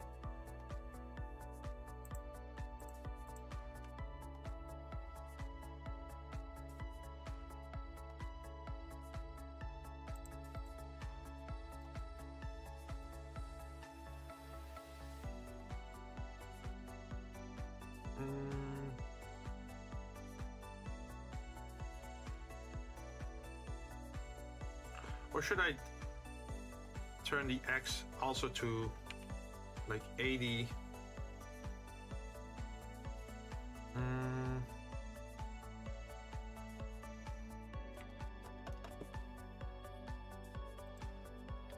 Imagine if the max was 150 and this was 80.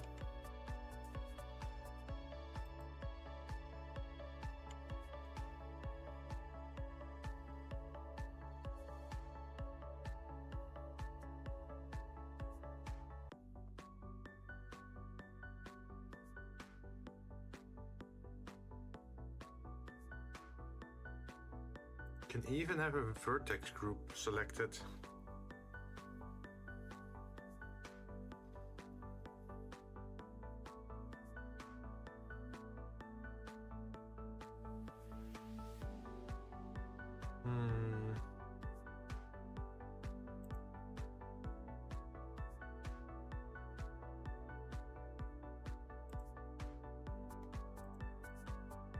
Let's see, minimum would be 70. Okay,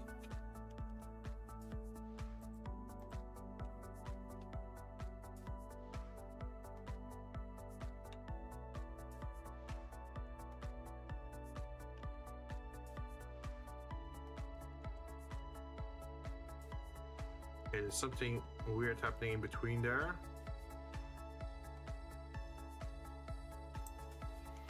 It seems that one thing was not selected there.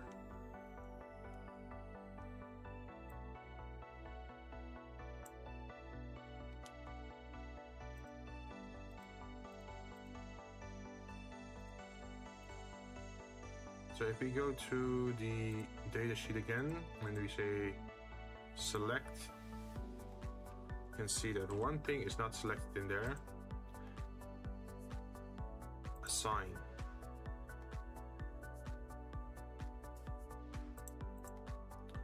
So now it should work.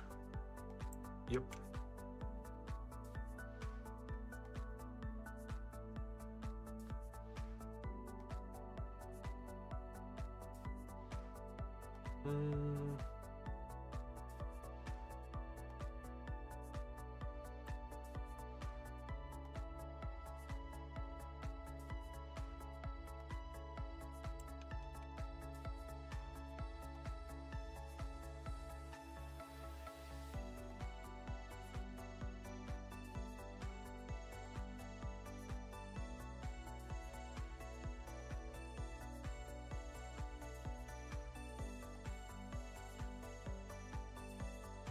Wait, what if the constraint is not to the object curve, but is to this one?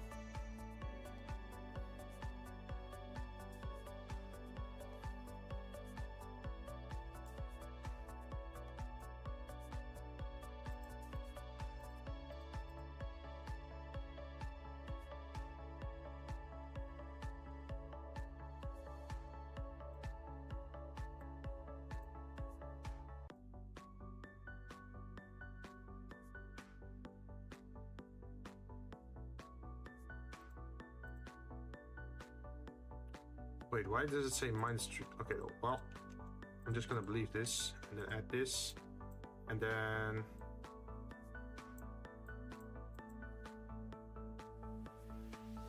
plus minus 40.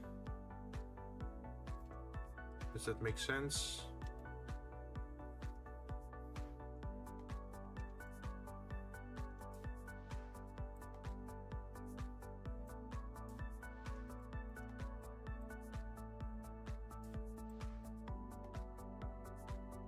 Nope.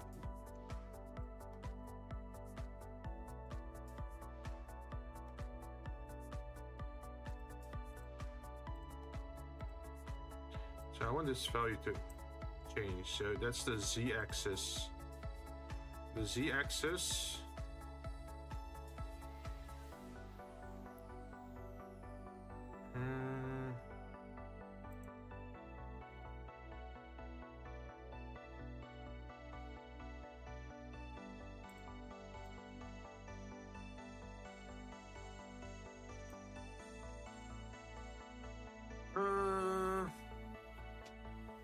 So the z-axis is not the z-axis inside. Got it.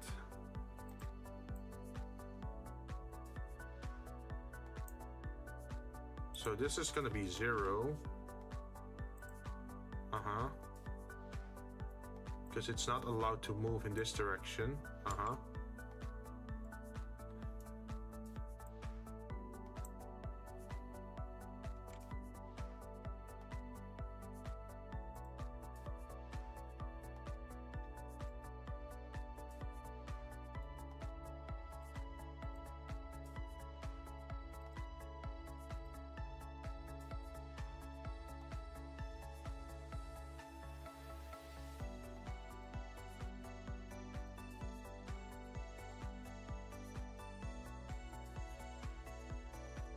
No.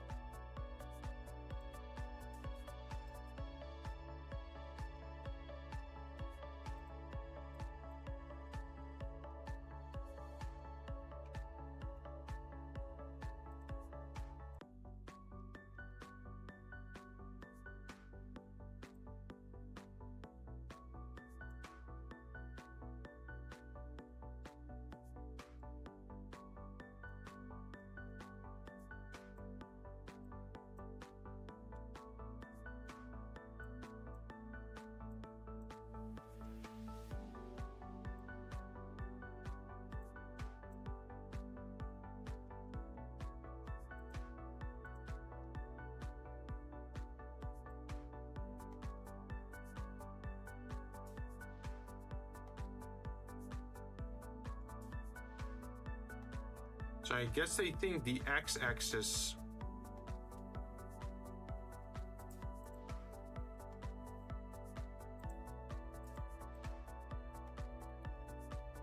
would be that value.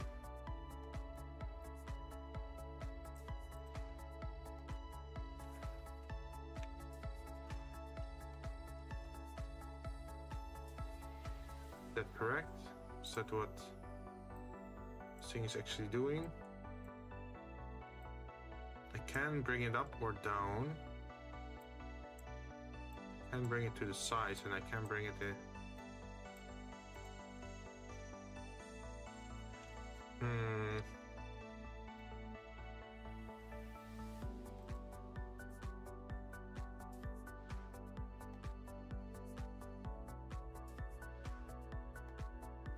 Let's not attach it.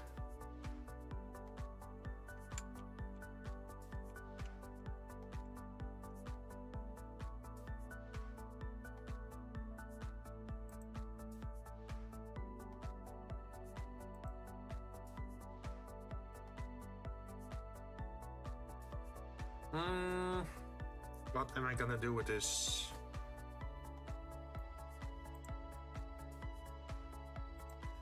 Zero.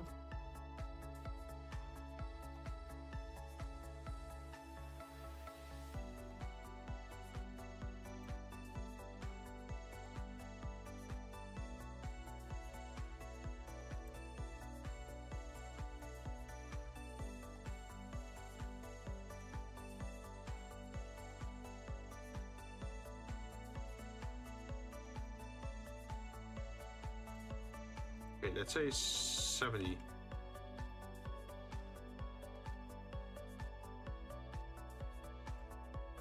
Uh-huh.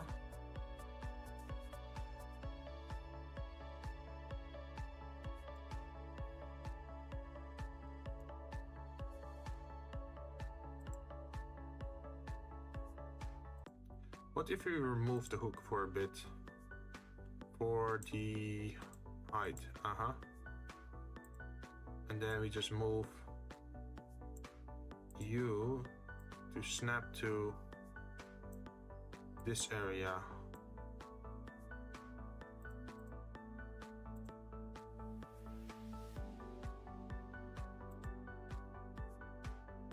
And now we connect it again. It's always gonna be that, huh? Okay, I got it, I got it. I understand you don't want to work.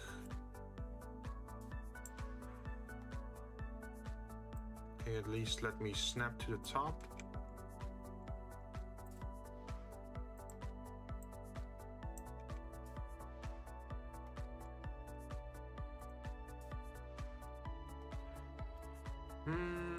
Now, since we did the hooks again, we can now apply the screw modifier. And then also the solidify. Gonna turn it to 32 again. And then we're gonna turn this into, what was it again? 2 millimeters, I think. And then reapply the material. There we go.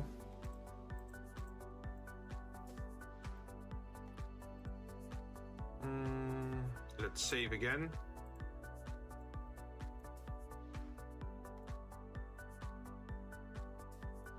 And now we're gonna have to make the handle again. Mesh cube. I thought we had it set to 50. Uh-huh. Well, I guess we could just make it 25, right? No. 20?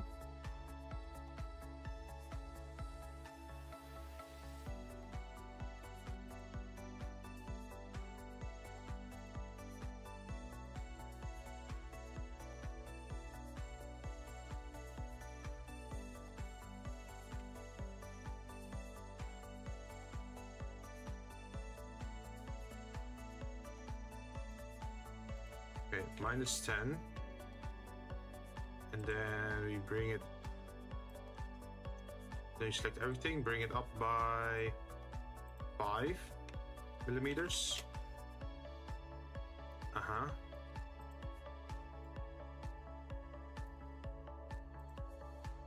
Then we're gonna do this.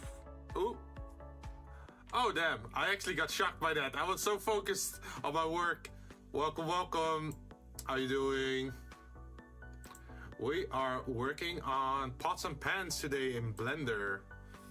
We already made some frying pans, as you can see over here from last stream.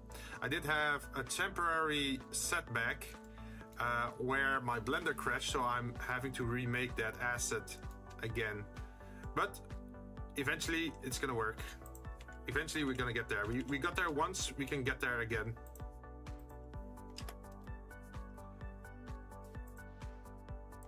I'm sorry for startling you. No problem. It's when you get like super focused on your work, right? Okay, so we're gonna have to make the handle here. It's a pretty simple shape right now, but we can make it look more interesting. Can do a 2-time cut. Also, I know, are you also into 3D modeling?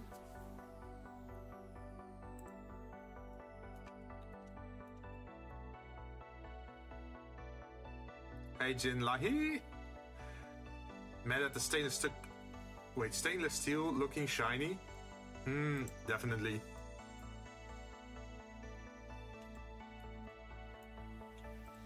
I think this is what we're gonna do. Not really, but I'm curious. Ooh. Yeah, 3D modeling is a lot of fun. You can use it for cosplay props if you want to do 3D printing, or you can do like 3D rendering if you want to make something photorealistic, or you can just do animated stuff. I can't unhear the lahi.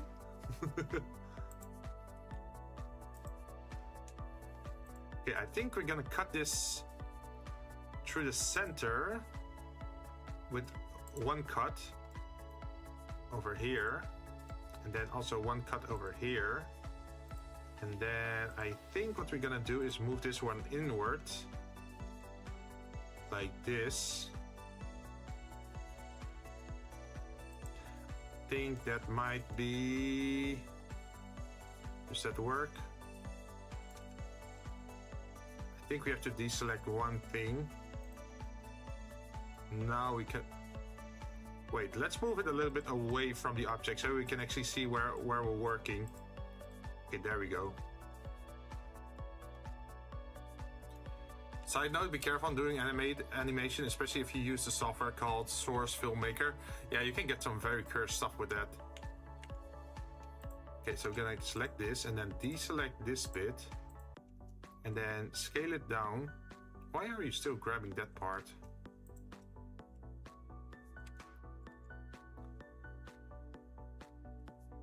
You know what? We're just gonna do it this way. And then we're gonna grab you, you, you, and you. And we're gonna move you back outwards again. And snap you to the outside like this. That looks pretty decent. Now we're gonna grab the center again. And let's see, can we bevel that? We should be able to. And then let's make it a little bit more rounded. Speaking of SFM, Jinn, you should watch Amethyst Blue. It's a good movie, uses SFM. I'm more of a fan of the scuff type of animation that the Team Fortress 2 animators tend to use. Let's see, I think we can make it look nicer. What if we do it like this? 1, 2, 3, 4.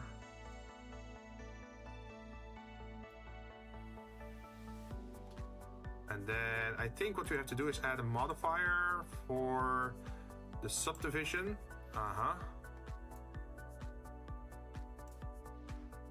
It looks a little bit silly at the moment, but eventually it's gonna look decent. And then we have to go to Object, Smooth.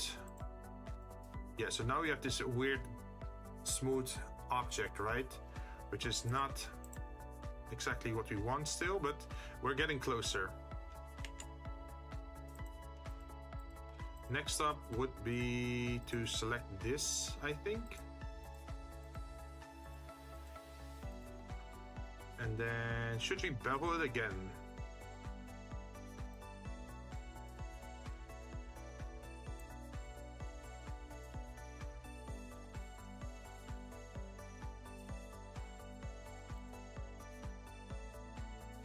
Nope, I don't like that shape at all. What we can do though is select this part and this part, I think, and then press E. Which brings out the shape a little bit more. Because we want to make this profile so that the metal shiny part goes in here, rotates around a bit, and then comes out on the other side. Oh, we don't want this though.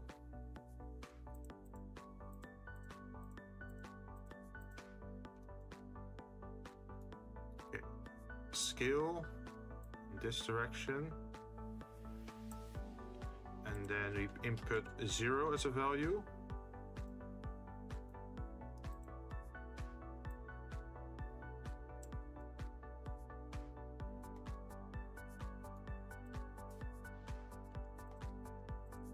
Wait, it didn't pick everything. Okay, that's kind of annoying that they're not... Okay, let's manually do it then. Do we have everything? Nope, we're missing something over here.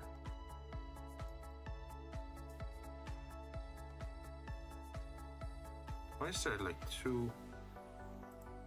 And look at this, there's like two things over here.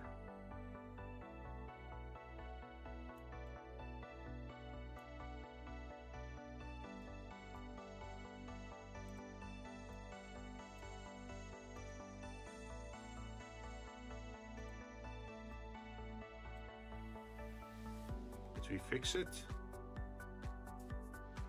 I think I want to redo this.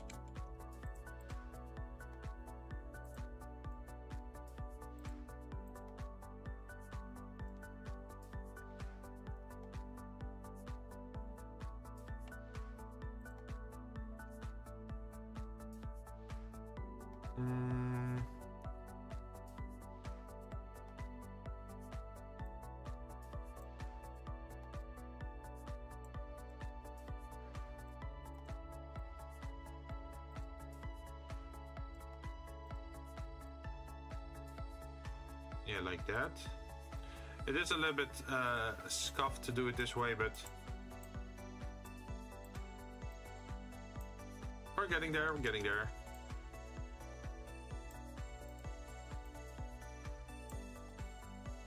And then the last bit.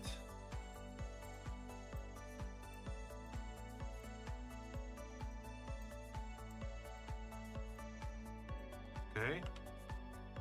And then I think we have to loop cut this part again. And then also, I guess it's a little bit,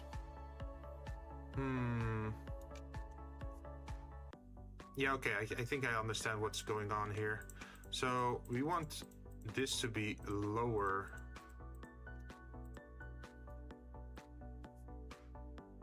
Like this.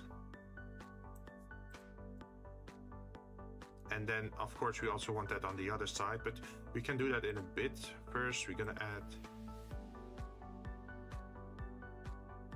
this shape, and then of course we're gonna add this as well on this side, and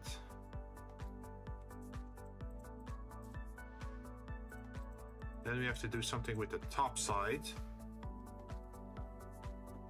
I think we're gonna have to inset that again.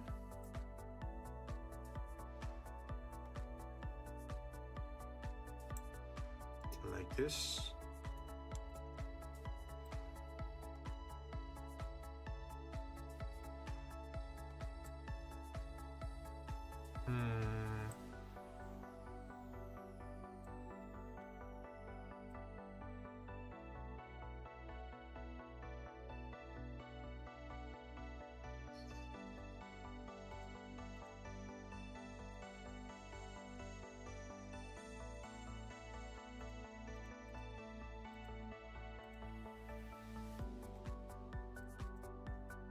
And then I think we have to push this downwards.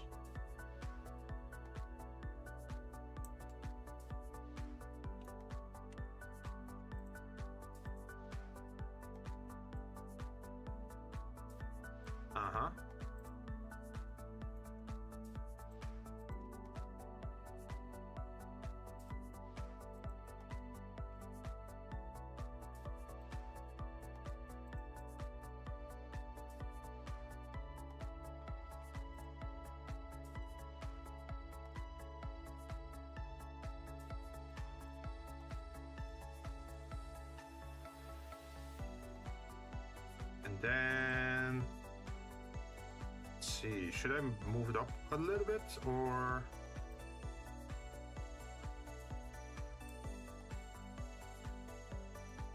I think this is the profile that we want. So now we're gonna select this part and this part, and we're gonna delete the faces. And then you're wondering, why am I doing this? Trust the process. So we're gonna delete these parts. And now we got only like one fraction of the original shape. And we're gonna object it. We're gonna add a mirror modifier to that. So the changes that we made to the shape will now be added to every side of this. I do see it's gonna be a little bit weird on the back side. That means that the merging is too wide. Ta-da! And then of course we also have to add the plastic to this. See what it looks like. Starting to look a little bit nicer.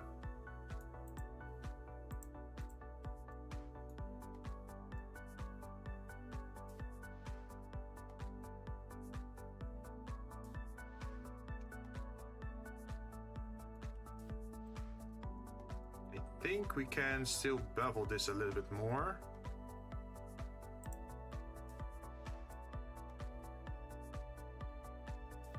If we do this, and then we make it a little bit more round, makes it look a little bit more nice. There we go.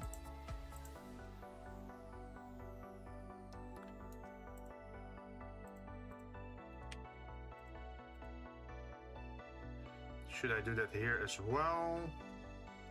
Let's take a look what happens.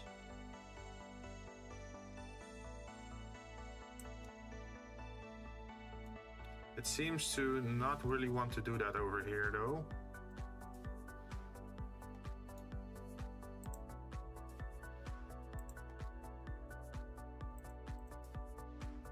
Yeah, this is a very sharp piece over there. We don't want that.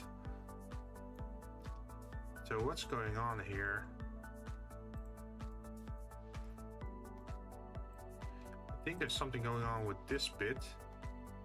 Imagine if we bring it down.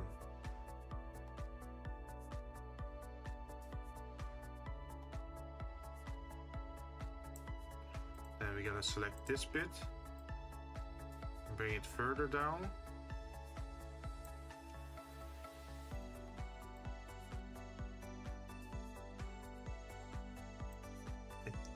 Is that?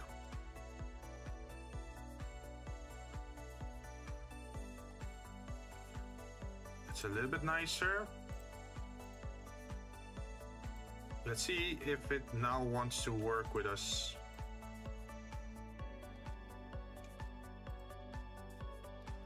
Bevel, let's try again. Oh, we still had some bit selected over there.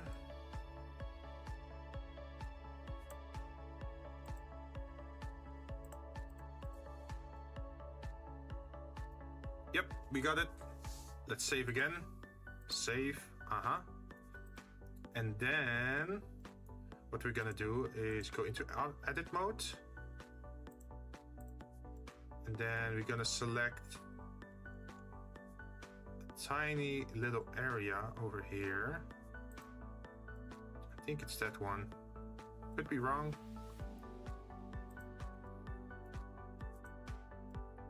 Yeah. Let's select that one, and then we're gonna change the cursor to the selected, so now the start is over there. Is that correct? I think we might have to delete this one as well. Delete faces. Yep. Okay, and then we put the mirror in front of the subdivision.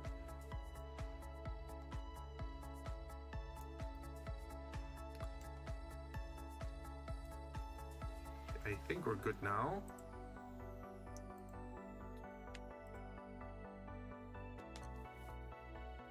Whoa, a Blender stream? Yeah! Hey Clouds, how you doing? Are you done with your stream? Let's see, we're gonna mesh.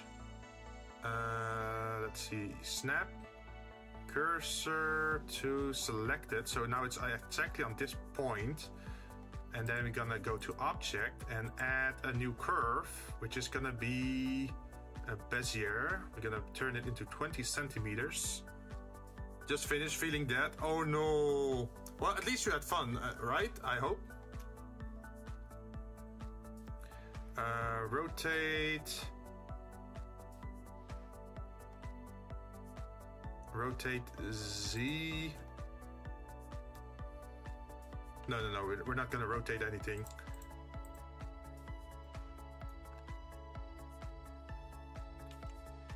Gonna grab everything and then just move it over here. Just 20 millimeters. Yeah, it was fun. Sweet. We're making a pot today, as you can see. Although, now that I think about it, this thing is a little bit small, isn't it? I guess the handle should be more this size.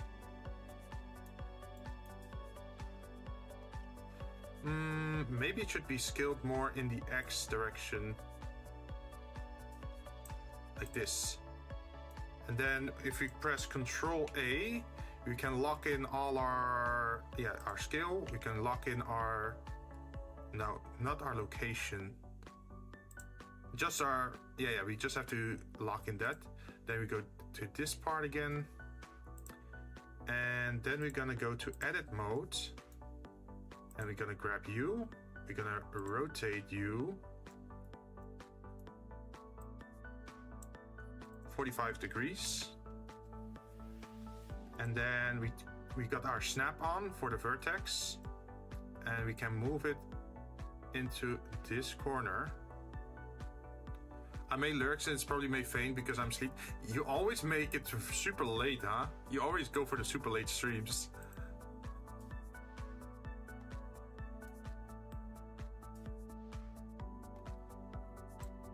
As long as you're having fun. And you're learning something, right?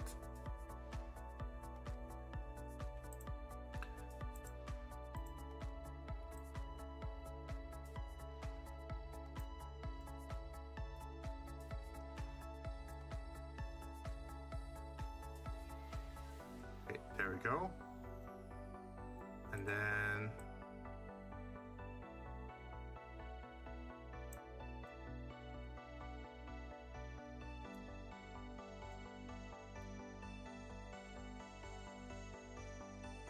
maybe we should turn off our modifier for that one. Okay, so we go to this one and we turn off our subdivision.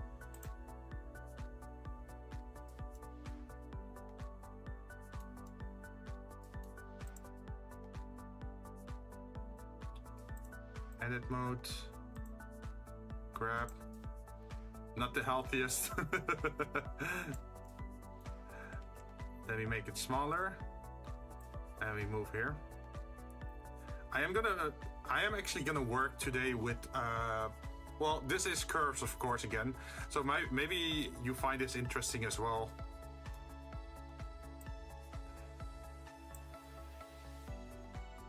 Okay, so we got a curve, so now we're gonna add a width to it.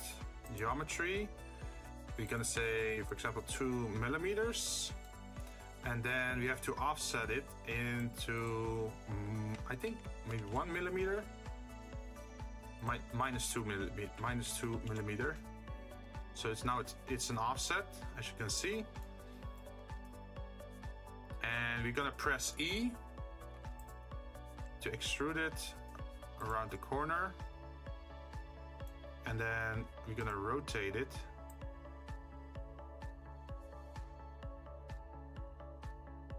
Like this. Minus 285 out of the top of my head. Is that correct? Or 275? Could be 75.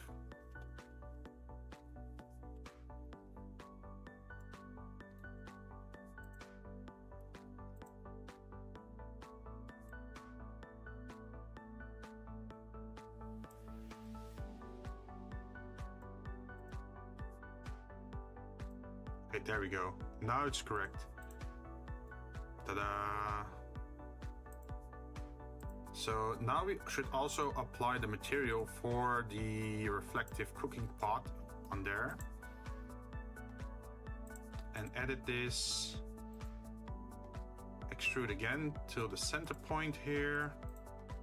Then, of course, we have to fill the caps, so it's actually a closed endpoint. And since we're always lazy over here on this channel, we're not gonna manually do the rest, we are just gonna mirror it. So we're gonna add a mirror modifier. There we go. And now it's gonna go over here, which is wrong. We want you to go over the y-axis. Yes, it is the y-axis. But we have to change our, let's see, snap cursor to selected. And then we have to do that the same for you. Object snap selection to cursor. No, set origin to 3D cursor. There we go. Ta-da! Now we have this very intricate shape.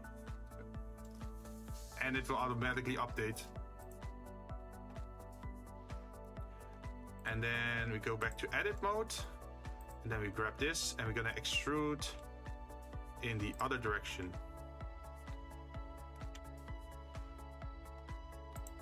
E.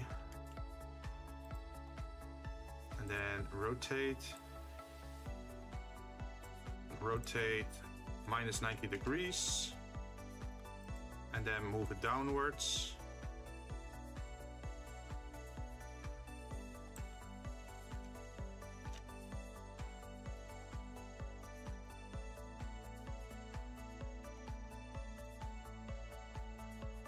More E and Z.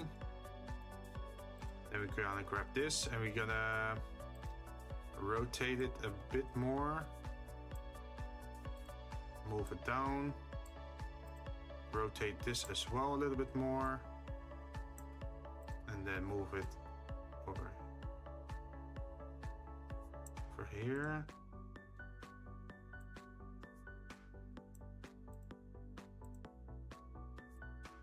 Oh, turn off the snap.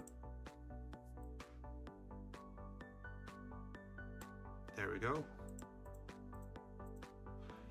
There is still the thing of that it is too low. We should move it upward a little bit.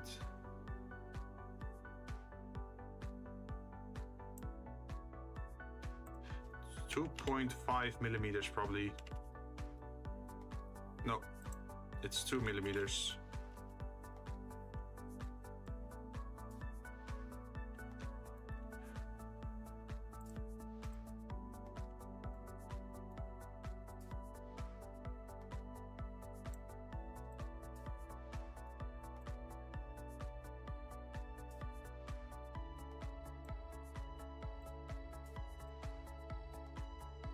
There we go. Ta-da!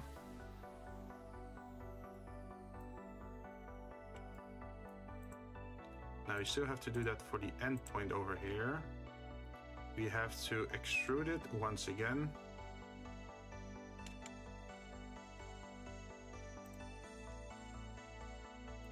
And then use the radius tool.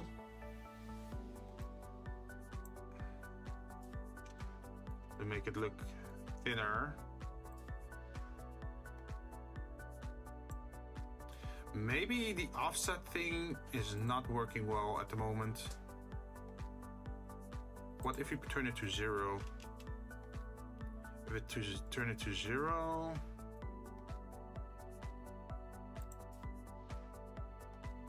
and then move this one down, this one down as well. And now we got a rounded endpoint. That's good, that's good. We learned something new. And then we have to select all these points. And then just move you. Can I snap? Yes, we can.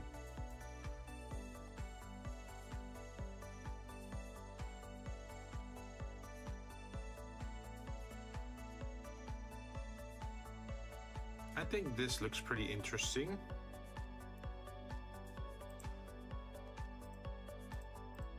And then, of course, we have to move it outwards a little bit.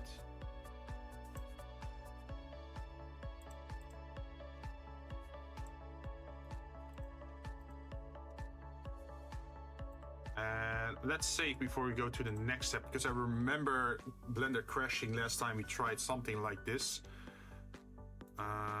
We can scale a little bit bigger. And then rotate it. Because I remember these things are tend to... how do you say that?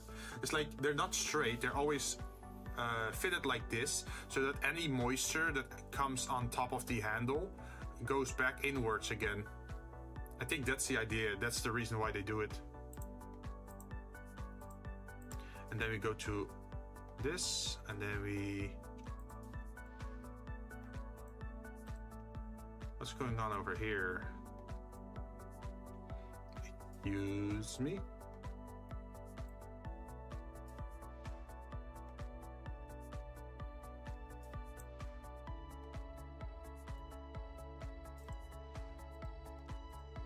Okay, so what we can do is just do face project. We're gonna grab you, and then we're gonna move. We're gonna say we're gonna move you till you hit the surface area, and we're gonna do that with you as well.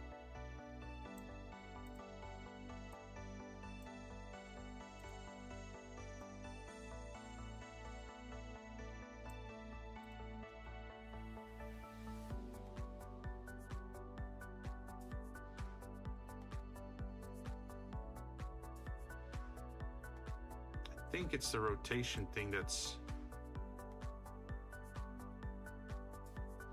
messing it up a little bit. 0.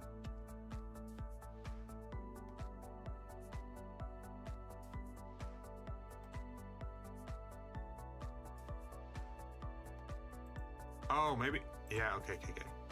What if we rotate this one as well? On the green one. So it's pointing in the same direction. There we go. Now, of course, we need this on the other side as well, right? So that means we should probably mirror again. Add modifier, add another mirror on top. Can we use this object? Yes, because it's always going to be the center of this thing. And then we have to do that the same with the handle, where we also gonna mirror.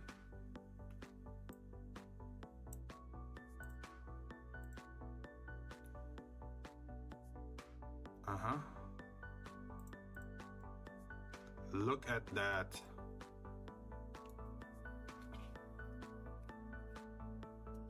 Beautiful. Now we still got that arrow thing over here, which we can use to make the pot bigger and smaller, right?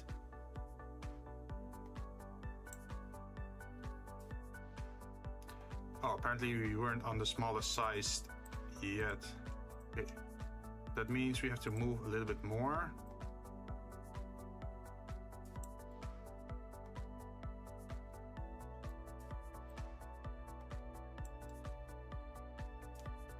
But we can clip through the other side. Yeah, like this. So now what we should probably do is grab these, grab this, and then snap. No, parent, bone. No, it's not a bone. It's an empty. So does that count as an object? Hopefully it does. Let's see what it does. So now if we grab this thing and we move it outwards, Hey, look at that. The handle is moving with the pan. That's what we want. So now we can more easily reshape the pan. So this is the smallest pan, but you can easily make a larger version of this. The only issue that we have at this point is the height modifier. Because if we increase the height, this thing is not moving upwards.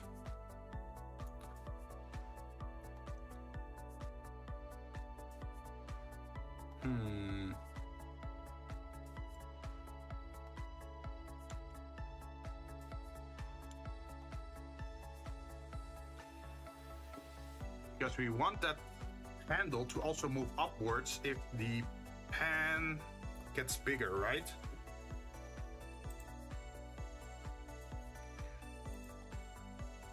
Is there a modifier for that? Hook.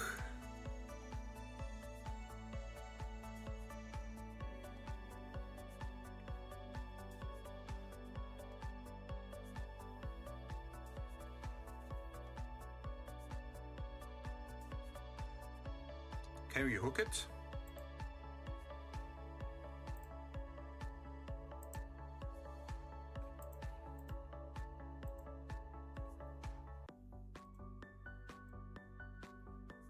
Nothing's happening.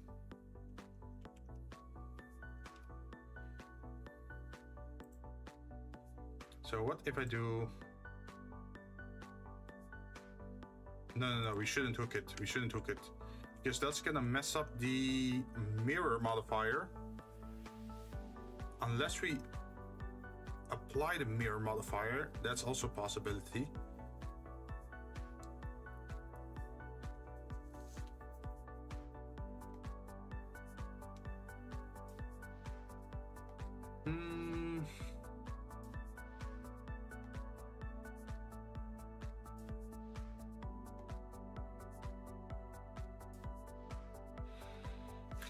Let's try it. Let's go for it.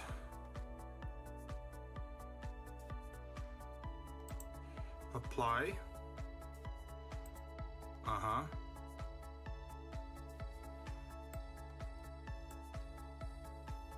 And then edit mode. Select all. Make it a vertex group. Handle. All. Assign, go back to object mode, then we're gonna grab the modifier, attach it to that, and then we say handle all. So what happens now if we move it up? Okay, it is moving up, that's cool. And then if we move it over here, it is no longer following it. That is an issue.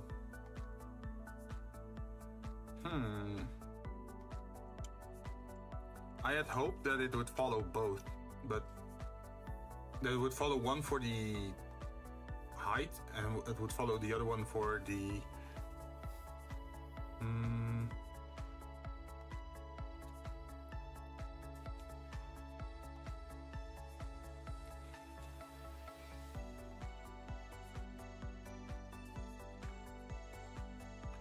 Then what to do if that's not working?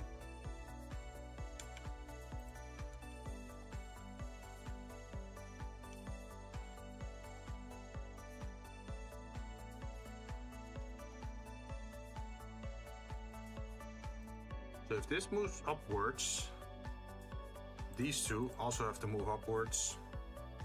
But if he moves outwards, he also has to follow.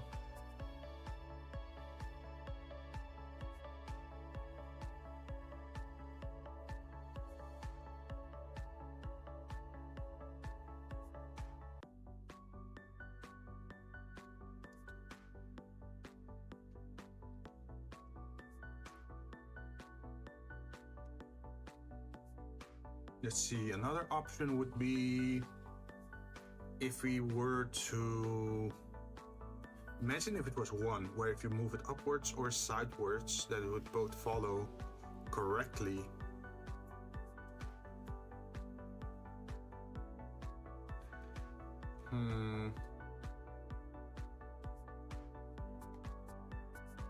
Would it make sense to hook the same object twice with two different vertex groups?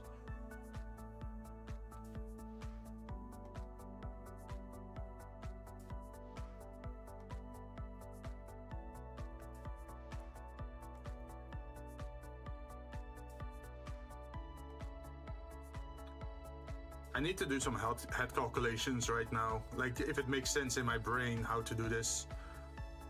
So imagine we have two vertice groups, or how do you call these things? Edit mode. Yeah, vertex groups. Imagine if we had two vertex groups for the pan itself, and they both connect to the same hook. What would that do? That wouldn't make sense then, right?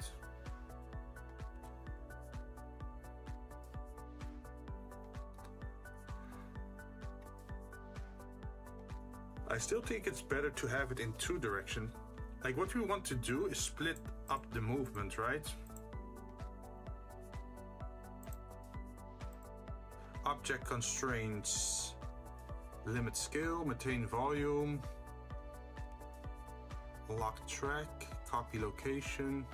Copy the location of a target with an optional offset so that they move together.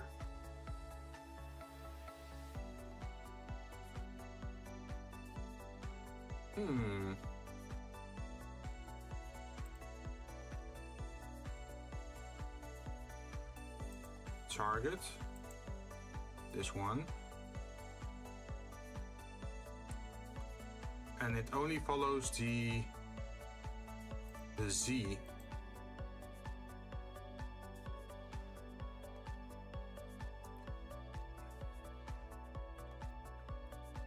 The transformation of the target is evaluated relative to the world coordinate system. I think custom.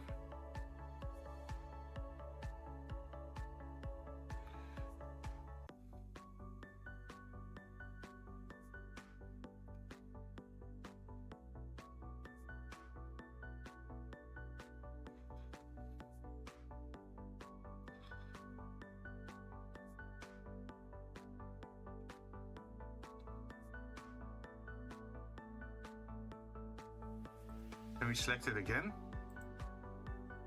No. Wait, so if we move this up, nothing happens to you, right?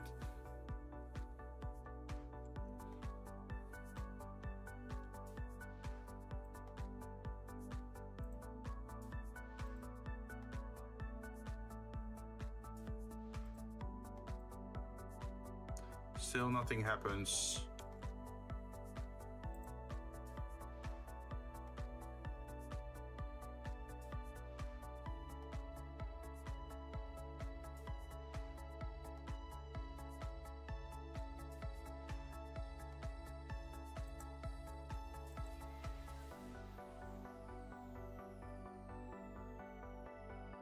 So what happens now?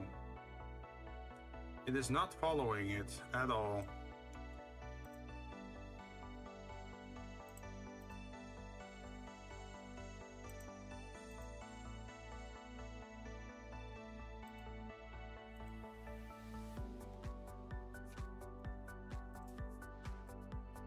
Oh, something's moving here.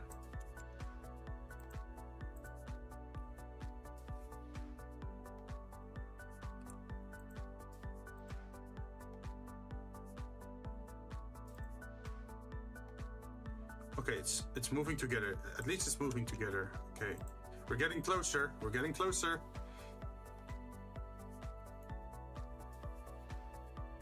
You do this. It stops moving.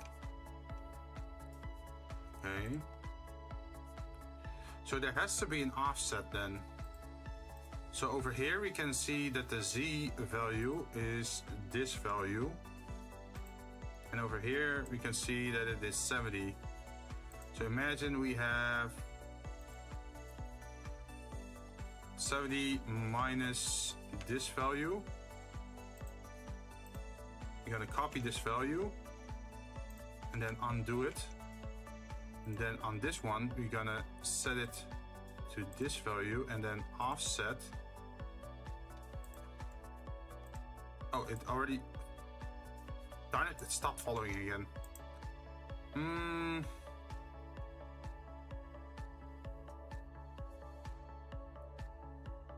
Add original location into copied location.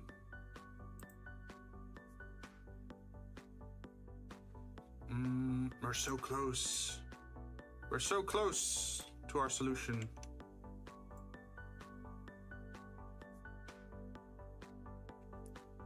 Wait, What if we go into the object itself, edit mode, grab everything, and then move it down? No. Can we apply? No. Object, mirror, apply, and then edit, move down by this value, minus, by this value. So now if you move, you should move with us. Okay, that's good. We're making slow progress, but it's working. Do you also still move with the other? Yes, you also still move with the other. So if you do this, yep. Okay, so far so good. Now with the other object, we have to do sort of the same, right? Is what I'm thinking.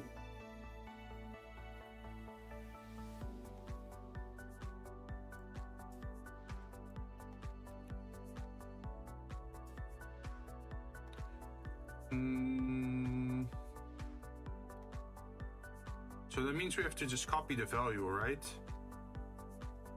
That means we also have...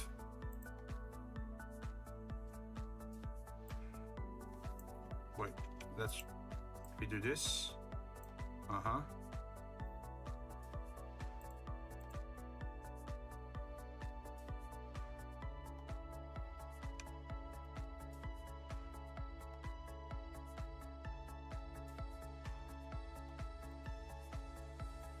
But why was this following again?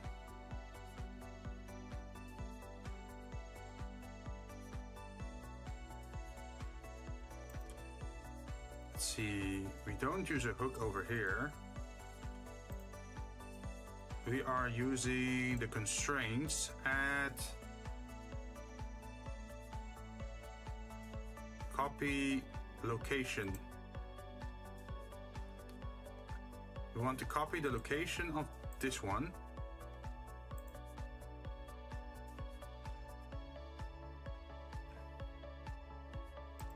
But we only want to grab the z-axis,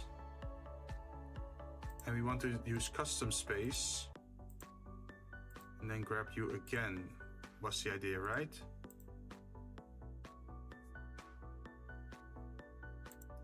Or can I grab you? No. I have to grab you, and then when editing the object, I have to grab everything and then move it down by a specific value, same value we had before, minus... Why are you not working?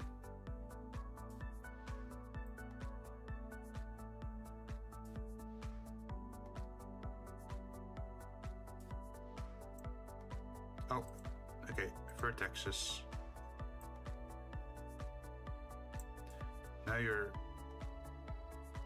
Now you're centered, I think. Checked. So now if we grab this thing and you move it outwards, it is following. No matter what we do, it will follow up to that outer range. Good.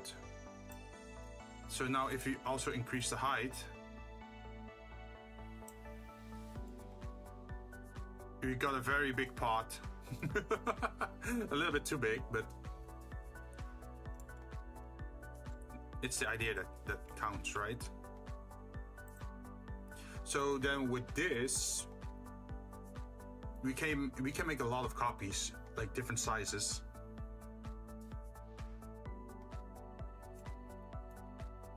I think though we should make a new collection.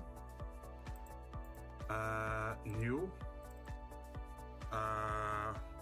cooking pot. And then we're gonna grab all these different kind of objects, parts, and thingies.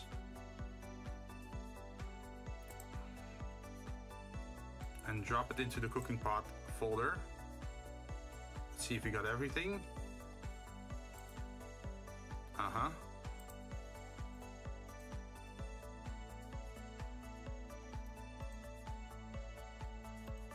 Now, the next thing we could do is also make the top of the cooking pot, right? If you want to close it off. And I guess if you make it smart, we can make it follow the shape as well. But I am noticing that I'm getting mentally tired at the moment.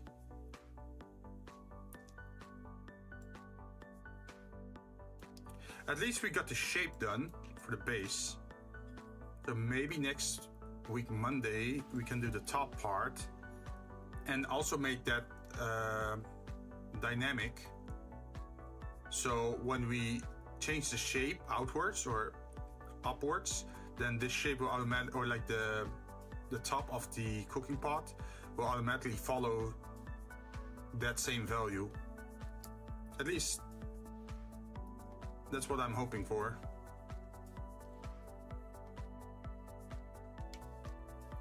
And I guess maybe I should make a poll on Twitter or something asking, like, should I go for metallic or should I go for glass?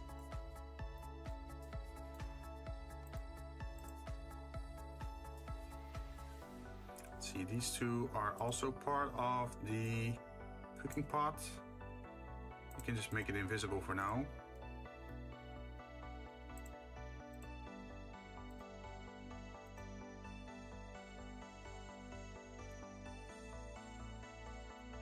Do we still have a camera? I don't think, no, we don't have a camera. Add camera.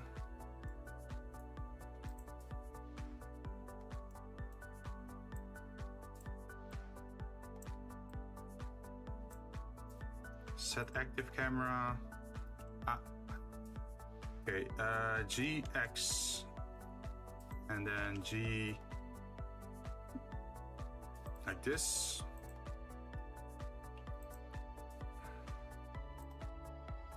Let's see.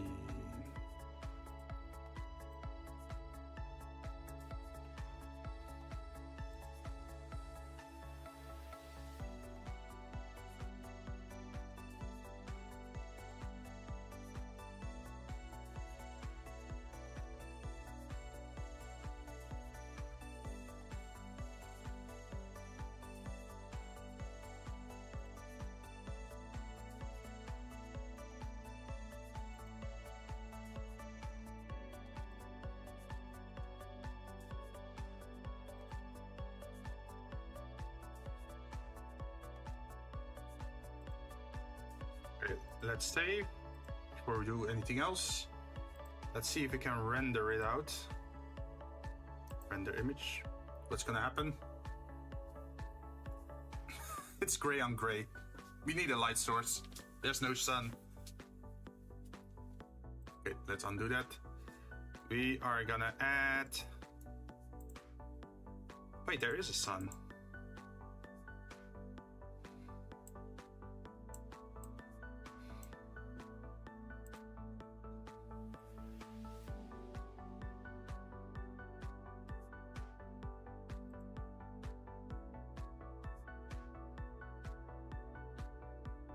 Hmm.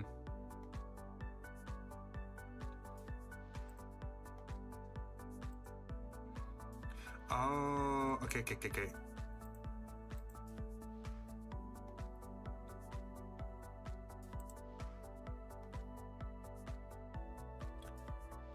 So the problem is the area around it. How do I add the HDRI that we got active?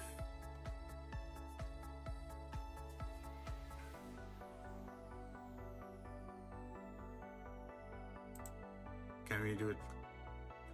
When to preview the compositor output inside the viewport camera? Nope.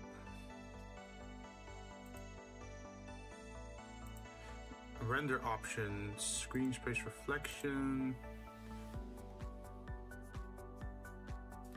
indirect lighting.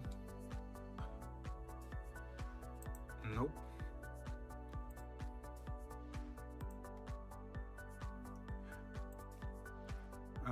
Let's see. Use HDRI for render.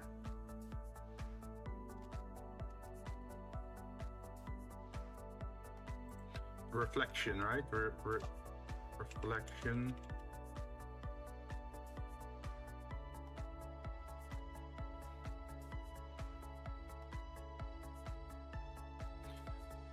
Let's see. You can use this, the light pad, mix, background, surface.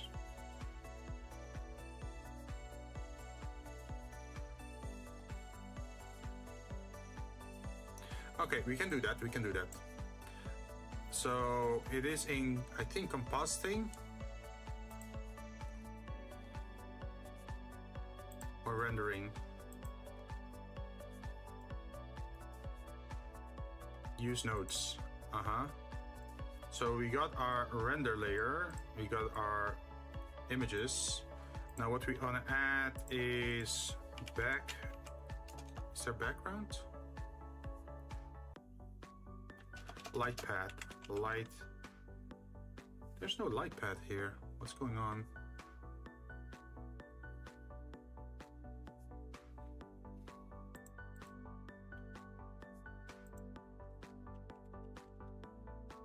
I'm not getting the options that I'm looking, what they're saying I should use.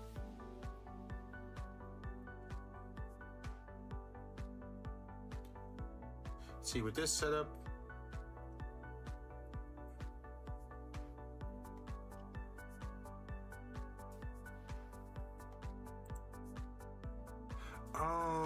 okay. I get it. So it is in shading, and it is instead of object, it is world. Is that it? So you got the world output over here. We got the background over here. Then we're gonna add a mix, and we're gonna add light pad. That's a lot of stuff. And then we use the glossy ray to our factor. And then we're gonna add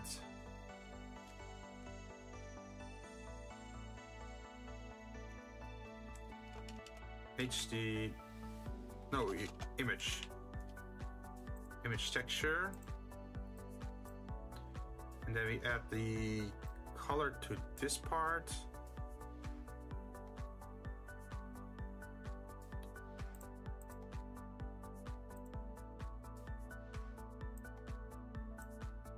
And the result should connect to this part. And then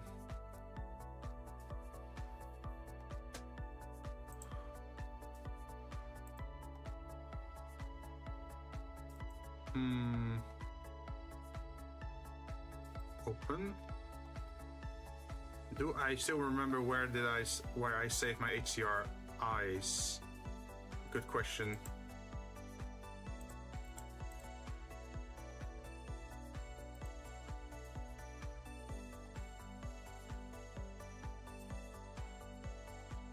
3D model, artwork, icons. No, it's not in here. Textures.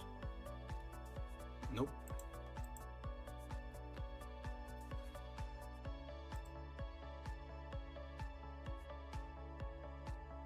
Maybe in assets. Textures. Material texture. No, not that. I know I have it somewhere. Accessories, Blender file, environment work files.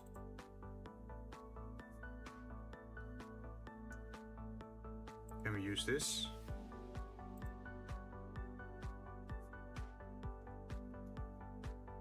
Let's save for now. And then render image. What does it do? It is still black. We're not getting the max value out of this because there's nothing in the area to reflect.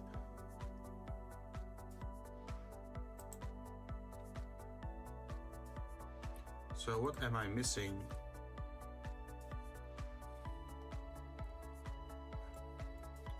Let's see, linear, not flat, sphere,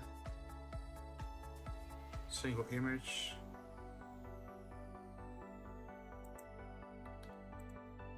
And the image. It is still the same.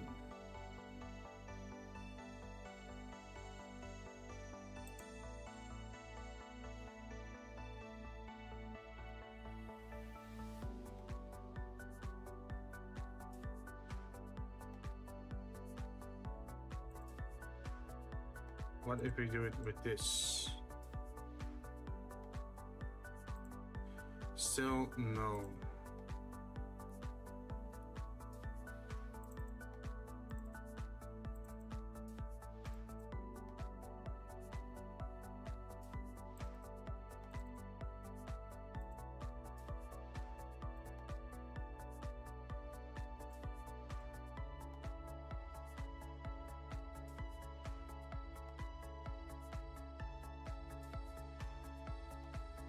It was loading a little bit longer, but it's no actual difference.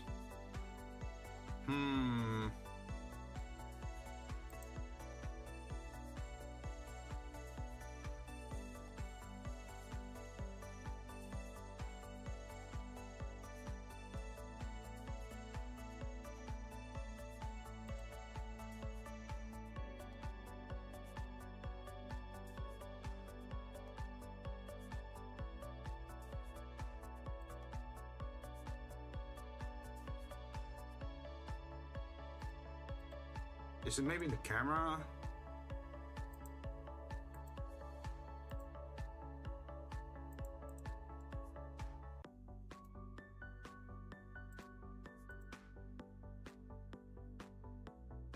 That's a little bit better. It's at least sort of reflecting.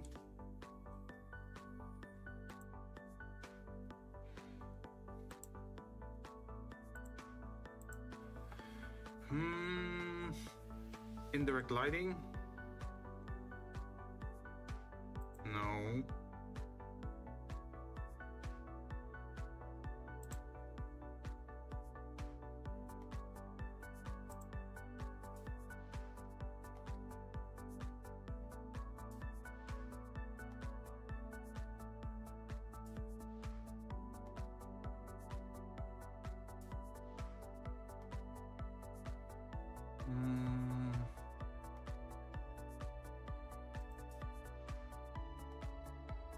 I'm not seeing anything that I'm hoping for. What if I just add, let's see, object, snap cursor to world origin, and then I add a plane. And then I make the plane a little bit smaller. And then I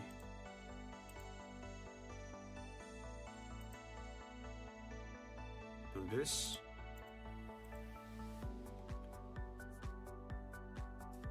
What if I render image now? What happens?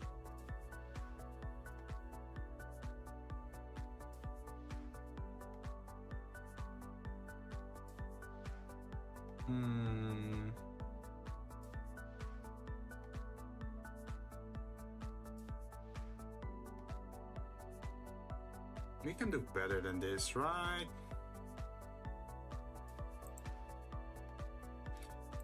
At least it's starting to work a little bit better.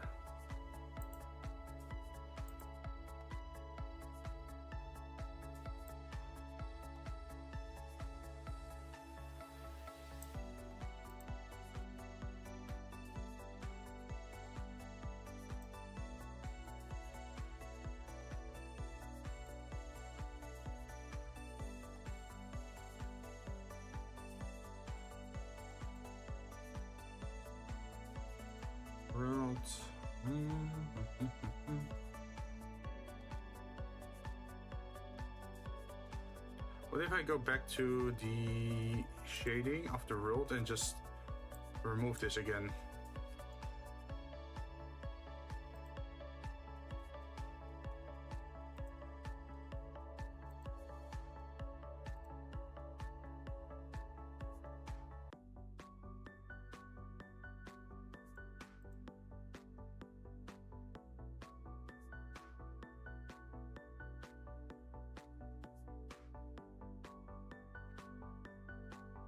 I don't like the pixels, man.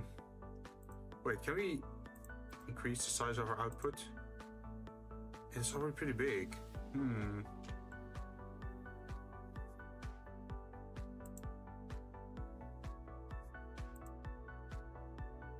Wait, that made a big difference there.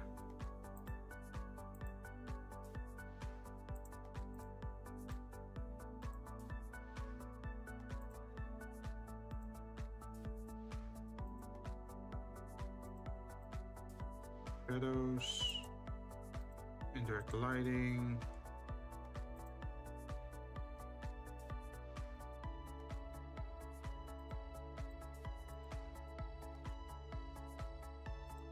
Let's try it again.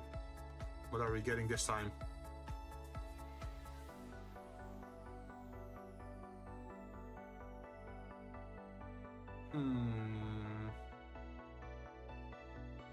I think we might have to add more circle or like more points to the circle to get more detail.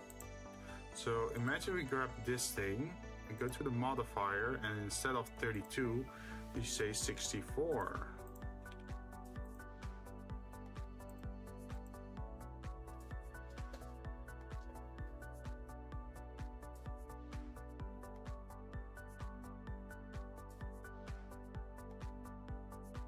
That's already a bit better, I guess. There is something going on over here. I guess it is clipping through or something.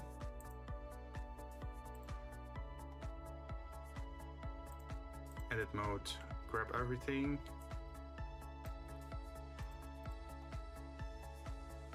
Render image again. Should be fixed now.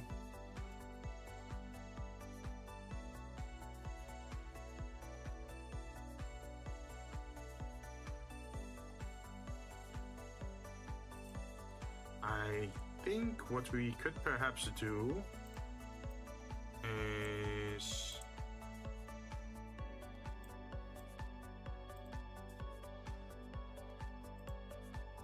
cursor. No. Add a light spot. Get you up there. And then constrain. Follow.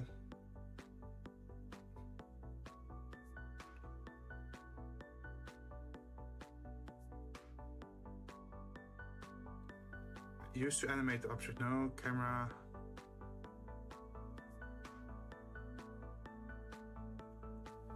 What did I use again? Restrict movement to lie along the curve by remapping. No. What I want is the light to automatically follow the object.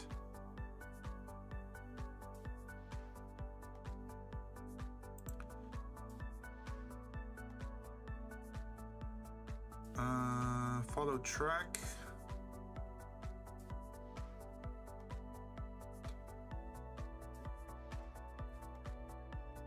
No, that's not it.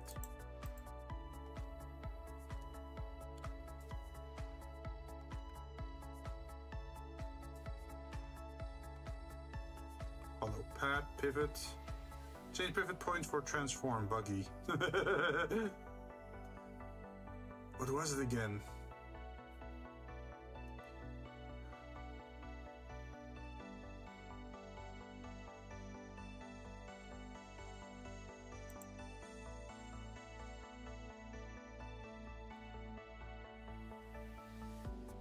Camera to which motion is parented. No.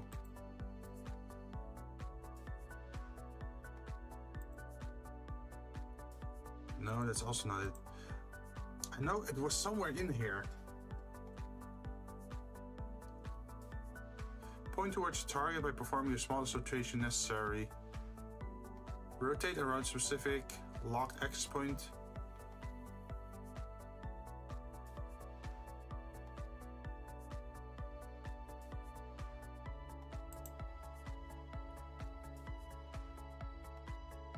The target is this. Oh, yeah, I think we got it. So if you now move this over here, it should still, it still follows the camera. So if you duplicate this, and then say Y, and then duplicate object, and press X, and then move it over here, we should have multiple light points now to make the scene a little bit more interesting. And then select active camera. I'm not sure how good this is gonna end up, or how much it's gonna matter. Not a lot, to be honest. Wait, but can we then also use the camera? Wait, can we use camera? What I want you to do is also track this thing. And then I want you to move. Can I then use the camera point, shift?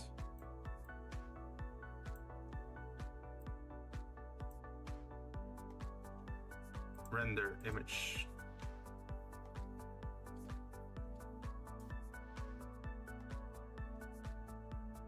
I think that looks sort of better. It's not coming to its full value here. But that's because we're super zooming, I'm guessing, or is there something else going on?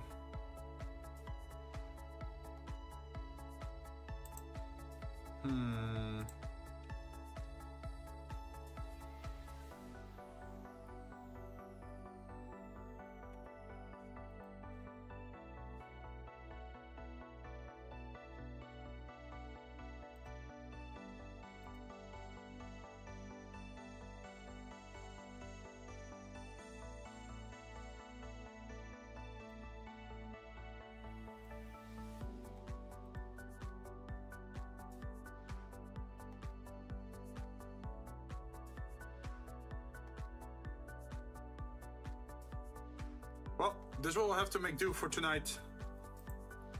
Let's see, save as. Pictures. Cooking. Pot. Demo.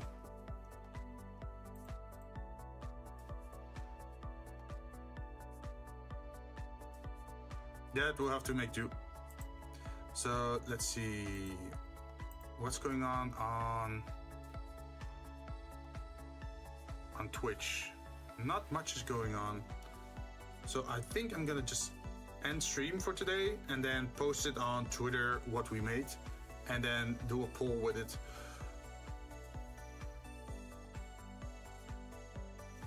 I think that would be nice.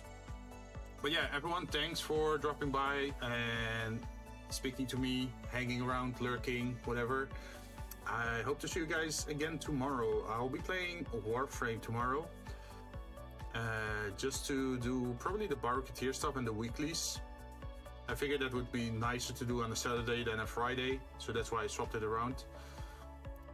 But yeah, I'm off for today. See you guys next time. Bye bye.